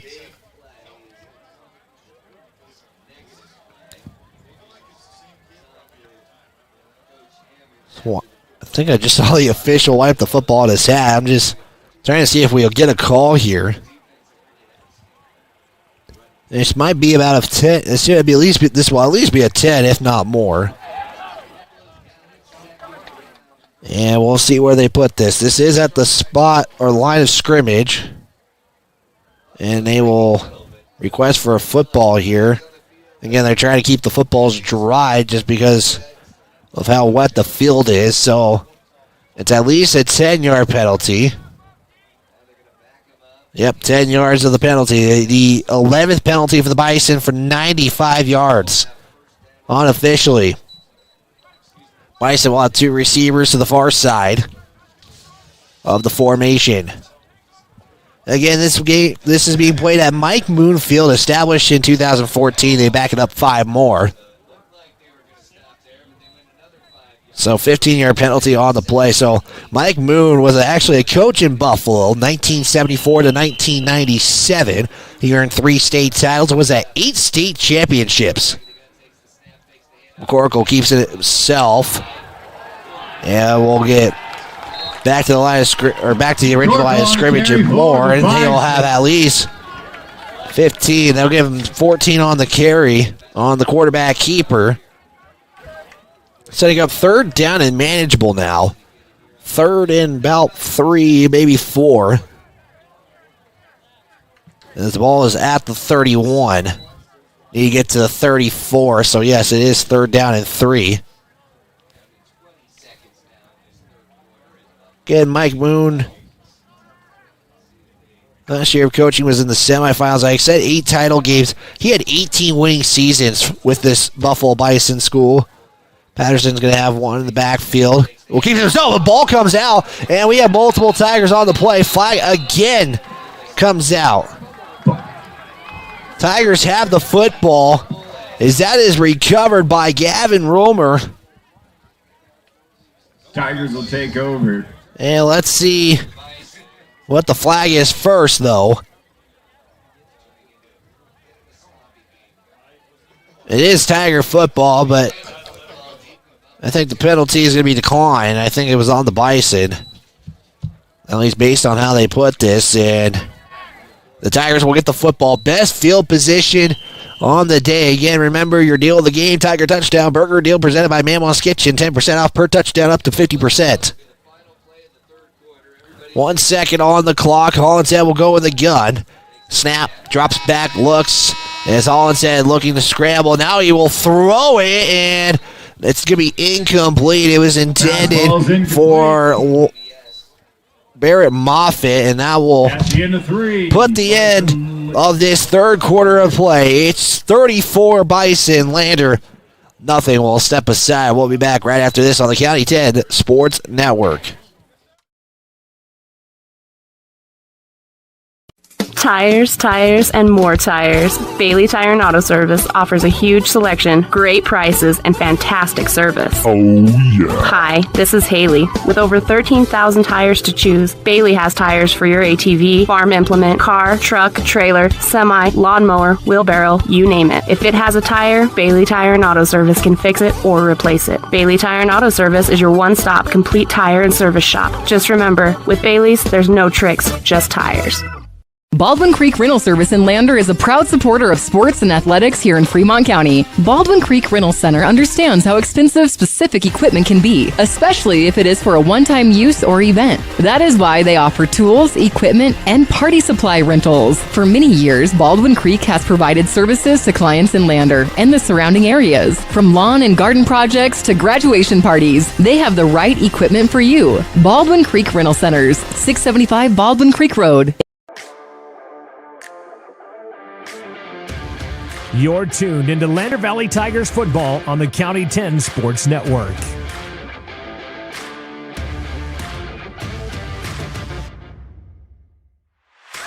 We are back here on the County 10 Sports Network. It is 34 Buffalo, Lander 0. Heading into the final 12 of this football contest. We'll have the Bailey Tire and Auto post-game show. After this one, we'll have our Justice Jacobs Player of the Game, some updates around the state, previewing the upcoming game and a recap of this one. Hollinshead will line up in the gun, 2 receivers, 1 on each side of the formation. Larvey in the backfield, drops back, Hollinshead rolls out to his left. Now we'll launch one up for Moffitt. It is going to be caught, but out of bounds. Heck of a catch there by Bodie Moffitt, but unfortunately couldn't stay inbounds, and it'll set up third down and 10. For the Tigers. This is, again, the best field position for the Tigers today. But, again, can't really get much going here. 9 o'clock and Lander, KOVE, 1330 AM, 107.7 FM. We're online on YouTube and Facebook as well. County10.com, as well as the Lander Tigers, if you're just tuning in, fourth quarter. Best field position. They recovered a fumble by the Bison. Moffitt going to go in motion. Hand off to Larvey. He's going to go right up the middle. First down at least. He's going to get at least a 13-yard carry by Caleb Larvey, and he's really making himself for player of the game here. He's kind of been the bulk of the offense. 11 carries, 42 yards. His average about almost 4 yards a carry. Clock continues to roll. As we're waiting for the clock to start, 11:48 as the official continues to give the signal.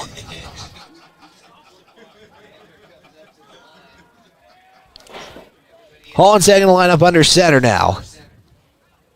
Arby again in the backfield, and he'll get the carry again. And he'll once again have a nice carry. Give him maybe 5. And he'll set up 2nd and 5. Here at Mike Moon Field. 5 on the carry for the Tigers. And when you wear white jerseys, they're going to get dirty. And when you play on a grass field, that's the case here for the Tigers today. As Landon Jones will come in, Mason will make his way off the field.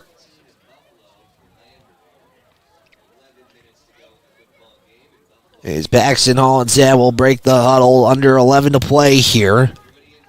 Flexbone formation.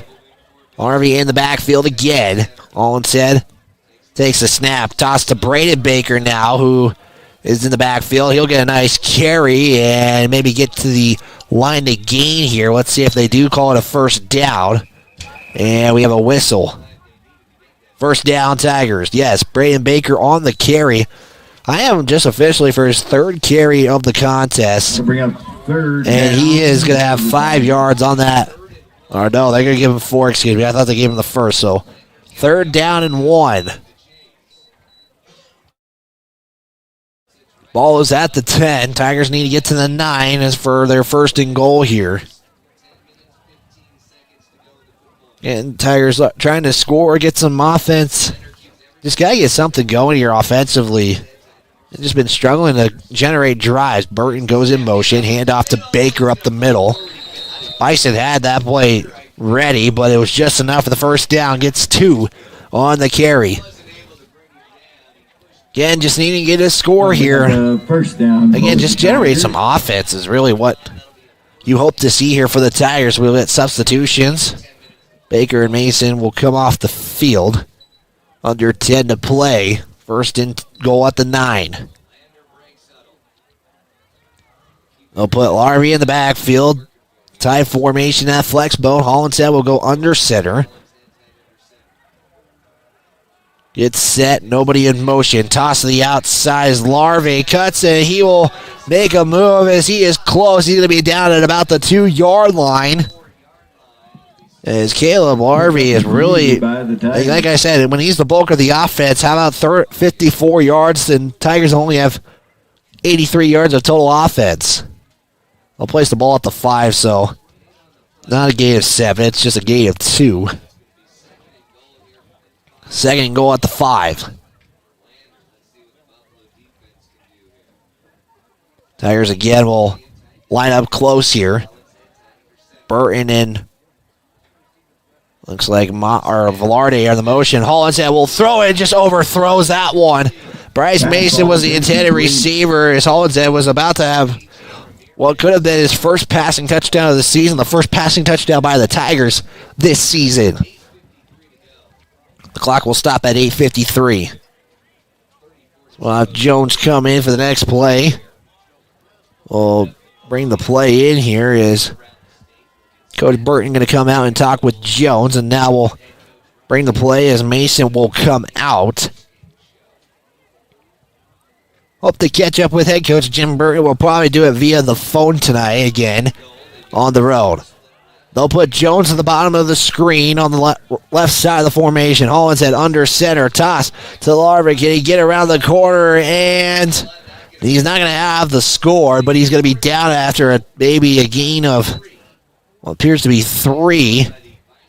Again, Larvik, big carry, 81 yards. Larvik's got 52 of those total yards tonight. 54 on the ground, 27 passing for the Tigers. That'll be. And it's going to be 4th down. Tigers are going to go for this. Try to get a score. And you hope to have this drive end in a score. Huddle breaks. Lex Bone. Larvie in the backfield. Line up at the 3. And the run up the middle is going to be short. They're not going to get it. And it will be a turnover on downs after a gain of nothing. In the possible drive, the longest drive, the best drive has resulted in a goose egg on the scoreboard. That's tough to see if you're for Lander. It's just hard when you get a drive that's promising and then unfortunately comes short. So the ball is going to be spotted at the 3. It will be Buffalo football deep in their own territory. This is the worst field position today for the Bison. And we have a whistle and timeout taken by the Bison. We'll take a 30-second timeout. With that, let's give a shout out to our sponsors. This broadcast is brought to you by Perfect Power, Porter's Mountain View Supply, Wyoming 4x4, Reddit and Kane Associates, Wyoming Catholic College, Myers Gambles, Bailey's Enterprise, Sutherland's, Baldwin Creek Rentals, State Farm Agent Justice Jacobs, Mama's Kitchen, Northside Auto Body Shop, Buckle Up for Life Wyoming, Elevate Rehab, Edward Jones Financial Advisor John P. Shade, Fremont Chevy, Central Bank and Trust, and Eyes on Fremont. Tigers failed to convert the 4th down. Timeout was taken by Buffalo. It'll be 1st and 10 from the 3-yard line. Again, timeout was taken by the Bison. 8 minutes to play in this contest. And at this pace, it will look like the Tigers will drop to 0-1 in conference play. Bison will go to 2-0. Because again, the Tigers and the Wolverines will square off in a rivalry week. Next week on the County 10 Sports Network, kickoff at 6. We'll give you more details about how you can tune in and how that broadcast will go. As we will have a joint broadcast for myself and Jared Anderson, Scott Fuller, the Riverton crew. 3 receivers, 2 to the right side of the formation. McCorkle is going to take the snap, and once again, laundry flies. Let's see if, depending on who this goes against, and this is going to be against the Bison, and I'll just back it up about half the distance, so I'm going to make that a penalty of 1. That's the 13th unofficial penalty on the Bison. 3 receivers again, snap. It's McCorkle going to launch this one. That is Camino who gets the reception, makes a move, and he is off to the distance. He is at the 40, 30, 20, 10, 5, 4, 3, 2, 1, touchdown. That is a 98-yard touchdown score from McCorkle. Hazen Camino for the touchdown. To Camino. McCorkle with the score, and that is just 92 yards for McCorkle to Hazen Camino. And that gives the Buffalo Bison a 40-0 advantage with 7:45 to go. And Camino, who just put the score, will put the PAT up. Snap, put down, kick is up, and it's good. Score is 41 to nothing. We'll step aside, timeout. We'll take a break. You're tuning in to Tiger Football on the County 10 Sports Network. student athletes for the 22-23 season. Northside Auto Body is a staple in the Lander community and is primarily engaged in automotive body, paint, and interior repair and maintenance. If you hit a deer or have a vehicle accident, Northside will get your repairs handled and accept all forms of insurance. Hobby and the crew got you covered at Northside Auto Body Shop, 323 North 2nd Street, Lander. This is Maven, award-winning optics for the adventurous. From binoculars to spotting scopes, Maven has you covered. Be prepared for scouting, wildlife watching, or any outdoor adventure. As a proud sponsor of local high school sports, we wish all the Fremont County athletes the best of luck this season. Visit mavenbuild.com for more information and to order. Maven, discover something new. Goddard. Back here on KOVE 1330 AM 107.7 FM as McCorkle launched a 98-yard touchdown completion to Hazen Camino to put the Bison up 41 to nothing. As Camino will send this the way, the tee is on the near right hash as they are going left to right. Whistle blows and we are getting set for the kickoff. As the kick is away, going to be fielded by Finn McFadden at the 5-yard line. Goes to the 10, 15, 20. Goes up the middle and will get met by a herd of Bison at about the 23, 24-yard line. 1st and 10 for the Tigers. So the Tigers were able to get down to the 3-yard line. Wait for it on 4th down and was not able to score. Again, that was the best drive by the Tigers. Helped with penalties as well. And we'll set up shop again for the Tigers. Buffalo has 474 yards of offense tonight. The Tigers are just at 81. 7:39 to play. 1st and 10. Tight formation of that flex bone. Velarde and Burton the wings. Baker in the backfield as Hollinshead will fumble the snap. And we got to fight for the football, and Buffalo is saying they have it. What do the officials say? And they're going to say 2nd down. So Hollinshead does recover it, and we'll just be right back at the line of scrimmage. Clock continues. Moffitt going to come in. Sub for Jubber. Yeah, the Wolverines winning 42-14 against the Outlaws of Rollins. So Wolverines will start conference play 1-0. Clock at 7 minutes. Shotgun set, tie formation for the Tigers. As Hollinshead will drop back, looks to throw, and he is going to be sacked. Loss of 5 on the play. As a couple of Bison were there for the sack, making the play. Well, it looks like to be the tight end, Cam Johnson on the sack. And the Tigers will have 3rd and this distance is 14, but tonight it felt like miles for the Tigers. So we approach 6:20 and counting. Again, make sure you stick around for the Bailey Tire and Auto post-game show. As Hollinshead will have the Tigers in that flex bone tie formation under center. Got in the backfield is Baker, and whistle on the play and official timeout. As the official will toss the football away. I think they're bringing a new football in here, a dry one.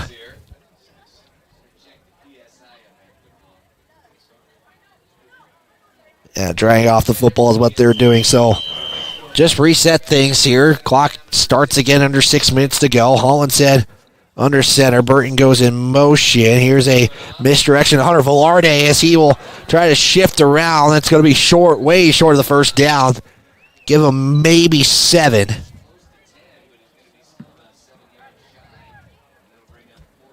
Fourth down and 7 to go. As that was a carry of 7, and actually they say carry of 8. 4th and 6. And the Tigers will punt this football away. Jubber will stand near his own 10. And deep to receive this one will be Sutton, who will stand near the 40-yard line of the Bison. Snap. Punt is a little spiral. It's going to be fielded by Sutton. He's going to elect to return this one. Loses the football, and he's going to get right back on it. So Sutton saves his own fumble, and the Bison will have it here on a 1st and 10. Last drive, one play, 98 yards on a McCorkle connection.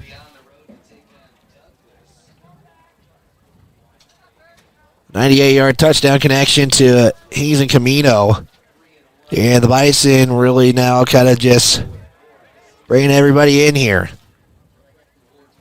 Bringing all the young guys, it looks like, but they'll keep some of the seniors out there. McCorkle will go in the gun, running back to his right, or left, excuse me. Snap, handoff up the middle, and it's going to be carried there by Joseph Connors. And Connors will have a carry for at least 4. 2nd down and 6 to go. Ball at the 40-yard line. One receiver on the far side of the formation, 2 to the left or 2 to the right. Snap, handoff to Joseph again, and he'll take it up the middle. And he'll get close to that 1st down yardage to gain. And after a 4-yard carry, they'll give him 4 more. And we got 3rd down and 1, so actually it's a 5-yard carry. Buffalo going to be in Douglas for their next conference game. That's going to be a potential conference decider right there, as these Buffalo and Douglas kind of been essentially the 2 teams from the East. Has been talked about as that pass going to be incomplete. Intended there for Camino. 1 of 2 for 98 yards. Not even a bad day for McCorkle. 3rd down or 4th and 1. The Bison will go for this here. Clock is at 3:48 and counting. Bison will send 2 receivers out to the right side of the formation. It will be Joseph Connors, who is on the right side of McCorkle. Snap, handoff, quarterback keeper up the middle. Helps 1st down and more. And it will be tackled at about the 35-yard line, so that will be a gain of 9 by McCorkle.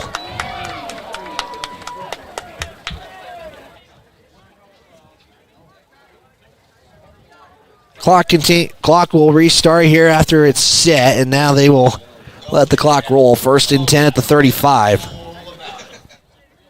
McCorkle has 2 receivers to the left side of the formation. It'll be Camino and Sutton on that 4 side. Here's the snap. Thought about passing it, but McCorkle kind of mishandled that, and he'll just get back to the line of scrimmage just to save any trouble that he had. And we will have a 2nd down. 2nd down, 10 to go.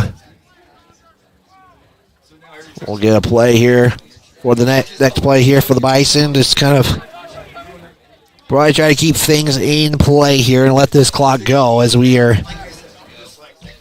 approaching about 9:30. So for the delay, we're kind of pretty good on time-wise, I guess. That's the best way to put it. Handoff to Connors again. Gets 2. Connors on the carry for the Bison. And that'll be about 3rd down and about 8. Actually, they'll give him only a yard, so 3rd down and 9. After I just gave him 9 yards on the carry, that should be 1. Connors, since he's got in 3 carries, 10 yards. And it will be 3rd down and long here. Again, Camino and Sutton will go to the far side of the formation. Connors to McCorkle's right. Snap, drop back, looks to throw. Here's the throw to the far side. Caught by Camino. Going to be met there by a couple of Tigers. That was Finn McFadden, the initial tackler. And what a nice hit right there. Completion, though, will go for about 6. So this will be 4th down. And based on what I'm seeing, they're going to go for it here. Is the Bison. We are under the 2-minute mark of this football contest. Tigers will drop to 0-1 in conference play. Buffalo will start conference play 1-0. As the Buffalo Bison will have a big contest next week. As McCorkle will go in the gun, one receiver, going to keep it himself, go up the middle, and will break a tackle and have a first after a gain of McCorkle on the carry. close to 10, gain of 8. McCorkle really getting himself opportunities at the quarterback. 5 carries, 39 yards. Roughly about 7 yards a carry here. Just kept it himself on that play. Final 60 seconds approaching. 2 receivers again, Sutton and Camino. As the ball is rolled down there, Connors will pick it up. And gets about 3 on the carry. And that will probably be one more play, and that should do it here at Mike Moon Field. So do theoretically have to run one more play based on the play clock. McCorkle will probably they'll probably either try to go for the end zone or just run it out, and I'm assuming they'll probably take the safe route, knowing they got a big opponent next week at number 5, Douglas. McCorkle snap and just knee it down, and that will do it. Your final 41, Lander nothing. We'll step aside, give you guys some final numbers, and we'll be back right after this. You're tuned in to Fremont County Football, Tiger Football on the County 10 Sports Network.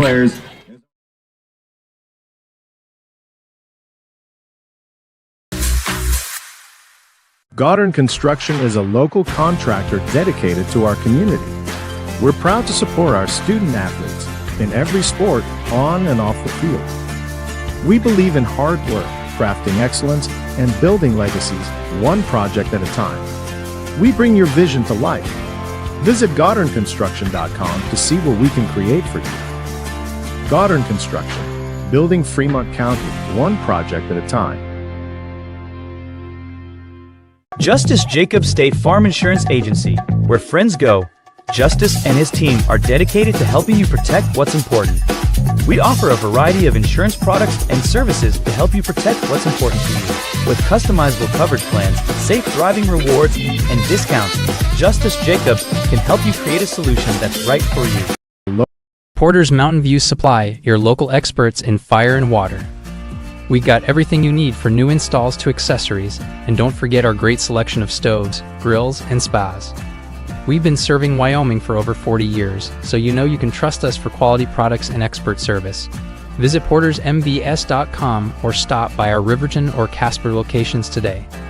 Porter's Mountain View Supply, located on 750 East Sunset Drive in Riverton. Perfect Power is a proud supporter of athletics and student athletes all across Fremont County. Perfect Power provides services for residential, commercial, and industrial jobs. Darren Hubble, owner and master electrician, has over 30 years of electrical experience. Darren's trustworthy team of professionals can get the job done right. Perfect Power, serving Fremont County and surrounding areas. Stop into 1320 West Main Street, Lander, or give him a call at 307-332-7184. At Eyes on Fremont, we know that good vision is about more than just seeing clearly. That's why we're dedicated to providing expert eye care for the whole family. From children's exams to contacts, LASIK to glaucoma treatment, we're here to help. We accept most insurance plans, and our experienced team will make sure you feel right at home. Schedule an appointment today at 111 South Broadway in Riverton, or give us a call at 307-856-9000. Visit WyomingEyes.net to learn more. How many letters? 5 letters. Just think about, what am I doing right now? Smile. Smile? Uh-huh. This is so easy.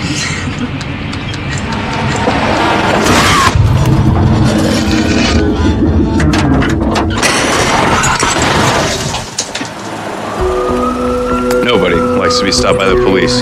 But if I'd seen her texting while driving and given her a ticket, it just might have saved her life. Myers Gambles is your one-stop shop for furniture, mattresses, and appliances in Lander, Wyoming. We have an unbeatable selection of furniture for your living room, bedroom, and dining room. Plus, we have the latest trends in home furnishings. Our mattresses are comfortable and affordable, and our appliances are built to last. Whether you're looking for a new TV, sofa, or refrigerator, we have the perfect finish, style, and function for your home. Visit us at 420 Main Street in Lander, or check out our website, landergambles.com. Today. Get ready to explore Wyoming's stunning parks at Fremont Motors during the Open Road Sales Event. We're giving away a complimentary Wyoming State Parks pass with every vehicle sold, so you can get out and explore our beautiful state behind the wheel of a brand new vehicle. Plus, all Fremont vehicles come backed by Fremont Care, so you'll be covered no matter what the Open Road has in store. Visit Fremont Chevrolet GMC in Riverton, or shop online anytime at fremontmotors.com and start your Wyoming adventure today.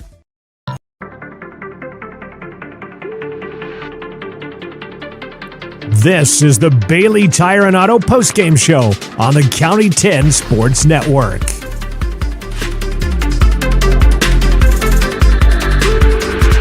It was all Bison, 41-0, your final on your Fremont Chevrolet scoreboard. This is the Bailey Tire and Auto postgame show brought to you by Bailey Enterprise. They are a proud support to our local athletes. Our full-service tire shops are located 755 South Federal in Riverton and 1305 West Main in Lander. So again, the Tigers fall 41-0 against the Buffalo Bison. They will drop to 0-5 on the season, 0-1 in conference play. The Tigers will now be hosting Riverton next Friday on homecoming night and the keeper of the gold game, as Tigers are going to have to make a long climb up the hill just to get to the locker room in this one.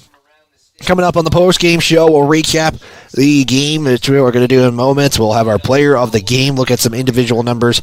So we'll look at individual numbers next, and then we'll get our player of the game, hopefully a post-game interview with head coach Jim Burton. The plan is to go by phone for him on this one, and then we will wrap things up previewing next week as we have a long road trip back. We're going to take I-25 back home because there is some expected snow up in the Bighorns, and don't want to kind of deal with that at the moment right now in this one. The Buffalo Bison got things started on a 29-yard touchdown run by Eli Patterson. That gave the Buffalo Bison a 7-0 lead. Then on the next quarter, it would be a 9-yard touchdown run by Wonka, make it 14-0. It was actually 14-0 in the first half. I forgot to put the touchdown run by Wonka from 10 yards out. In the second quarter, it was a 9-yard touchdown run by Wonka again. It would be followed by a 15-yard touchdown pass from Eli Patterson to Cam Johnson. That put things 21-0. It would be it put things 28-0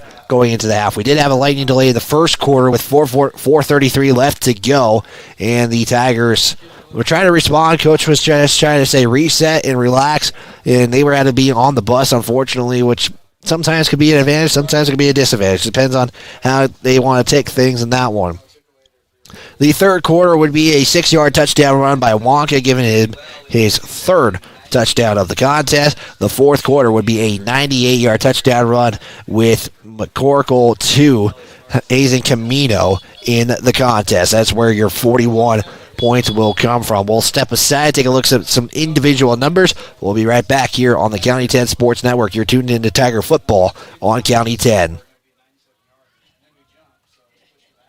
Giving away a complimentary Wyoming State Parks pass with every vehicle sold, so you can get out and explore our beautiful state behind the wheel of a brand new vehicle. Plus, all Fremont vehicles come backed by Fremont Care, so you'll be covered no matter what the open road has in store. Visit Fremont Chevrolet GMC in Riverton, or shop online anytime at fremontmotors.com and start your Wyoming adventure today.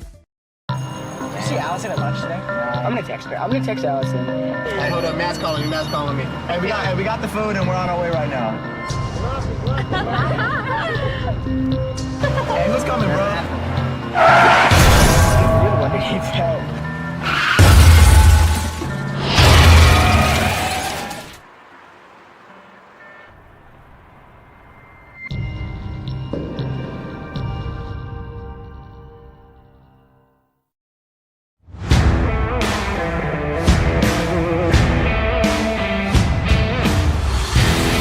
We continue our Bailey Tire and Auto postgame show on the County 10 Sports Network.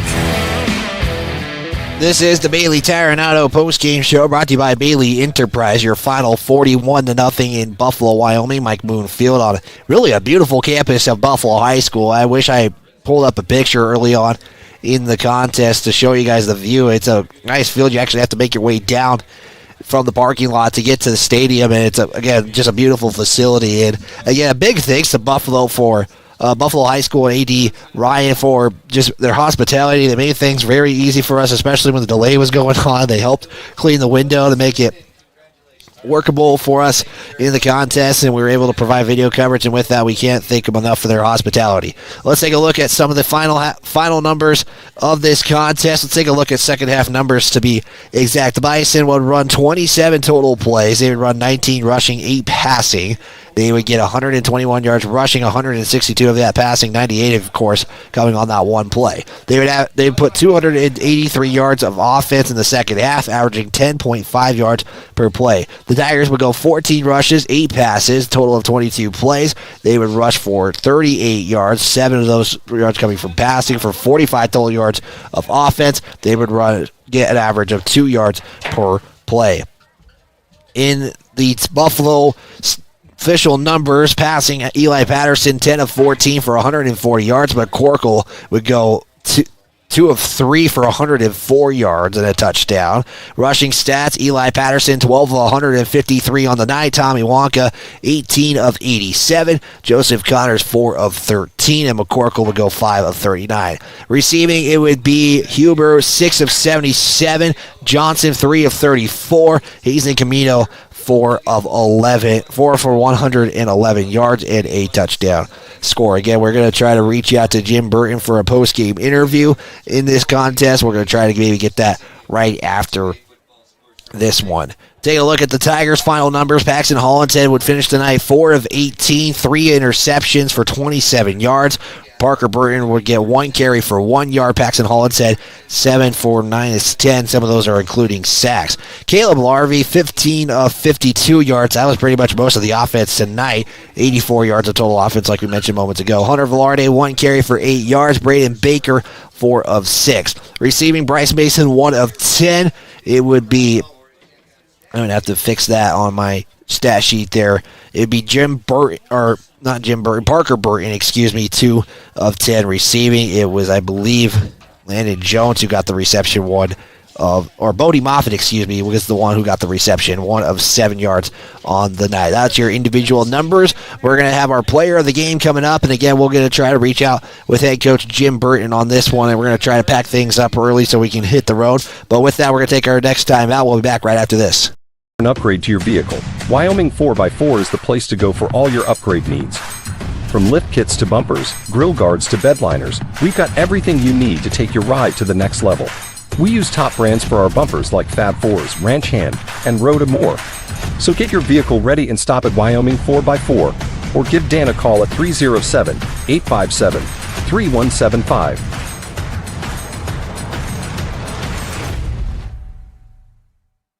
Wyoming Catholic College is a unique institution that offers an immersion in the Western tradition, the beauty and challenges of the wilderness, and the treasures of the Catholic spiritual heritage. Our mission is to provide a unique educational experience that nurtures the body, mind, and spirit. We are proud of our alumni success stories and the learning opportunities we offer through our academic outreach programs. Come and explore our campus in Lander, Wyoming. Make your home improvement projects a breeze with Sutherland's, your home improvement experts. Always the right products at the right price. For every project, every day. You can shop and pay online at Sutherlands.com, and we'll get it ready for easy in-store pickup.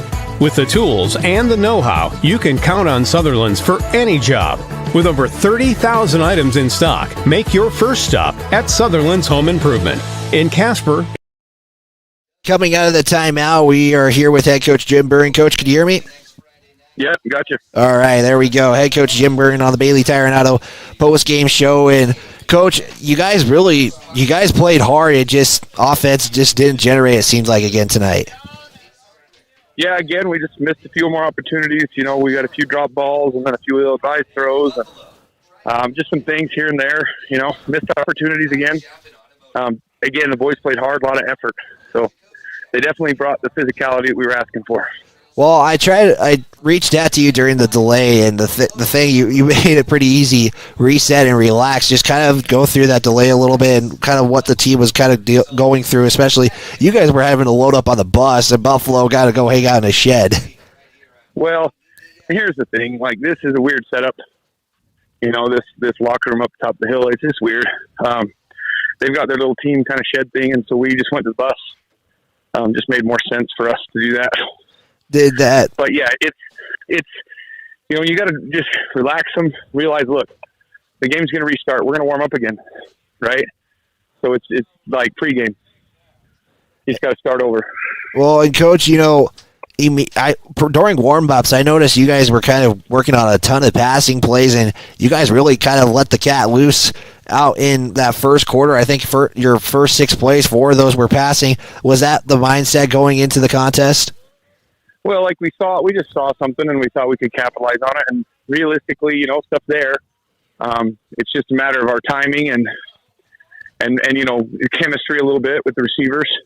And you know, how lucky can you get? You get the free safety, get 2 picks off of deflections from our own. You know, just rough stuff right there early that makes it hard. But again, stuff there. We just got to get the chemistry and the timing down on some of that passing stuff. Again, we knew they were going to load the box. You know, that's what people do against us because we like to run the ball. So we've got to spread it up. We got to spread them out. Yeah, and you know, you guys, even though those interceptions happened, you guys were still willing to let the ball go out there. Was it just you guys had trust with Park or Paxton, or just again was that just the game plan? You guys wanted to go to the air more? Well, and it's trust, and that's the game plan, and we're going to stick with it. And again, it's those things that are available. We got to take what they give us. How much of the playbook did you kind of release tonight? I mean, I saw a lot more things. I saw coming some of those misdirection plays again, more passes through the air. Was that intended because you wanted to save as many plays as possible before conference play? Well, it's the playbook actually shrunk. It's just a matter of what we showed in the game as far as things we could do, and we just have to be able to do more out of less, I guess is how you'd say it. It's a weird way to put it. But out of the gun look, we got to be able to run and pass, and vice versa. We got to be able to throw the ball out of under center. So, again, we opened up it a little bit, but realistically, it's less. I don't know if that makes sense. Yeah, no, I get what you're meaning, Coach, but less is more. More is less. Yeah, exactly. You know, you just got to capitalize what you get. But, Coach, I'll leave you with this final question because you guys have a long road trip back as well as I do. But kind of looking ahead of Riverton, you know, that's going to be a big game, and that's also a big week for the school in general because it's homecoming. How are you going to approach that next week, especially with all the festivities and everything going on? Well, again, we have to approach it kind of like we do every week, 1-0. We got to win this one. You know, got to go in thinking you're going to win regardless of the records. That's a fight, right? I mean, that's the rivalry. That's homecoming. So no matter what the record is, that's a fight. And I was going to say, we just got to go get in it. I was going to say, it's conference play just started for you guys. There's plenty of football left. But, Coach, thank you for your time for being on the post-game show and chatting with me. And have a great, safe trip back, and we will talk to you next week. Yeah, go Tigers. And Coach Jim Burry will step aside, wrap things up. We'll have our player of the game selection right back after this. Any job. With over 30,000 items in stock, make your first stop at Sutherland's Home Improvement in Casper and Riverton. County 10 is your Fremont County news leader. We're everywhere. On the web, mobile, social, and on your radio dial, with all the news you need to feel connected. From sports to board meetings and community features, we work hard to bring you all the latest updates you care about. Visit us today at county10.com. County 10, community connected.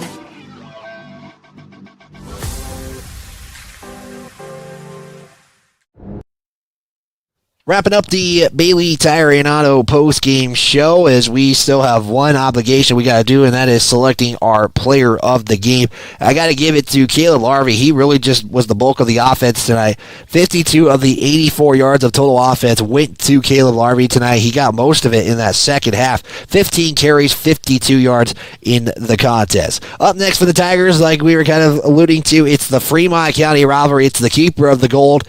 All hands on deck on that one for County 10, and as well as just Lander and Riverton in general. It's a 6 o'clock kickoff at Bill Bush Stadium. Me and Jared Anderson will be on the call together. It's going to be one broadcast on KOVE 105.1 Jack FM. We're going to have one YouTube video stream. We're going to have one Facebook live stream as well. So make sure you guys tune in. We'll give you guys a pregame time as well, as we're going to work through those kinks this weekend and try to get things in working order. So with that, that's going to be our broadcast tonight. I want to thank the help of everybody who makes this possible, and for the County 10 crew, I'm Wyatt Barichka. This has been a presentation of Lander Valley Football on the County 10 Sports Network.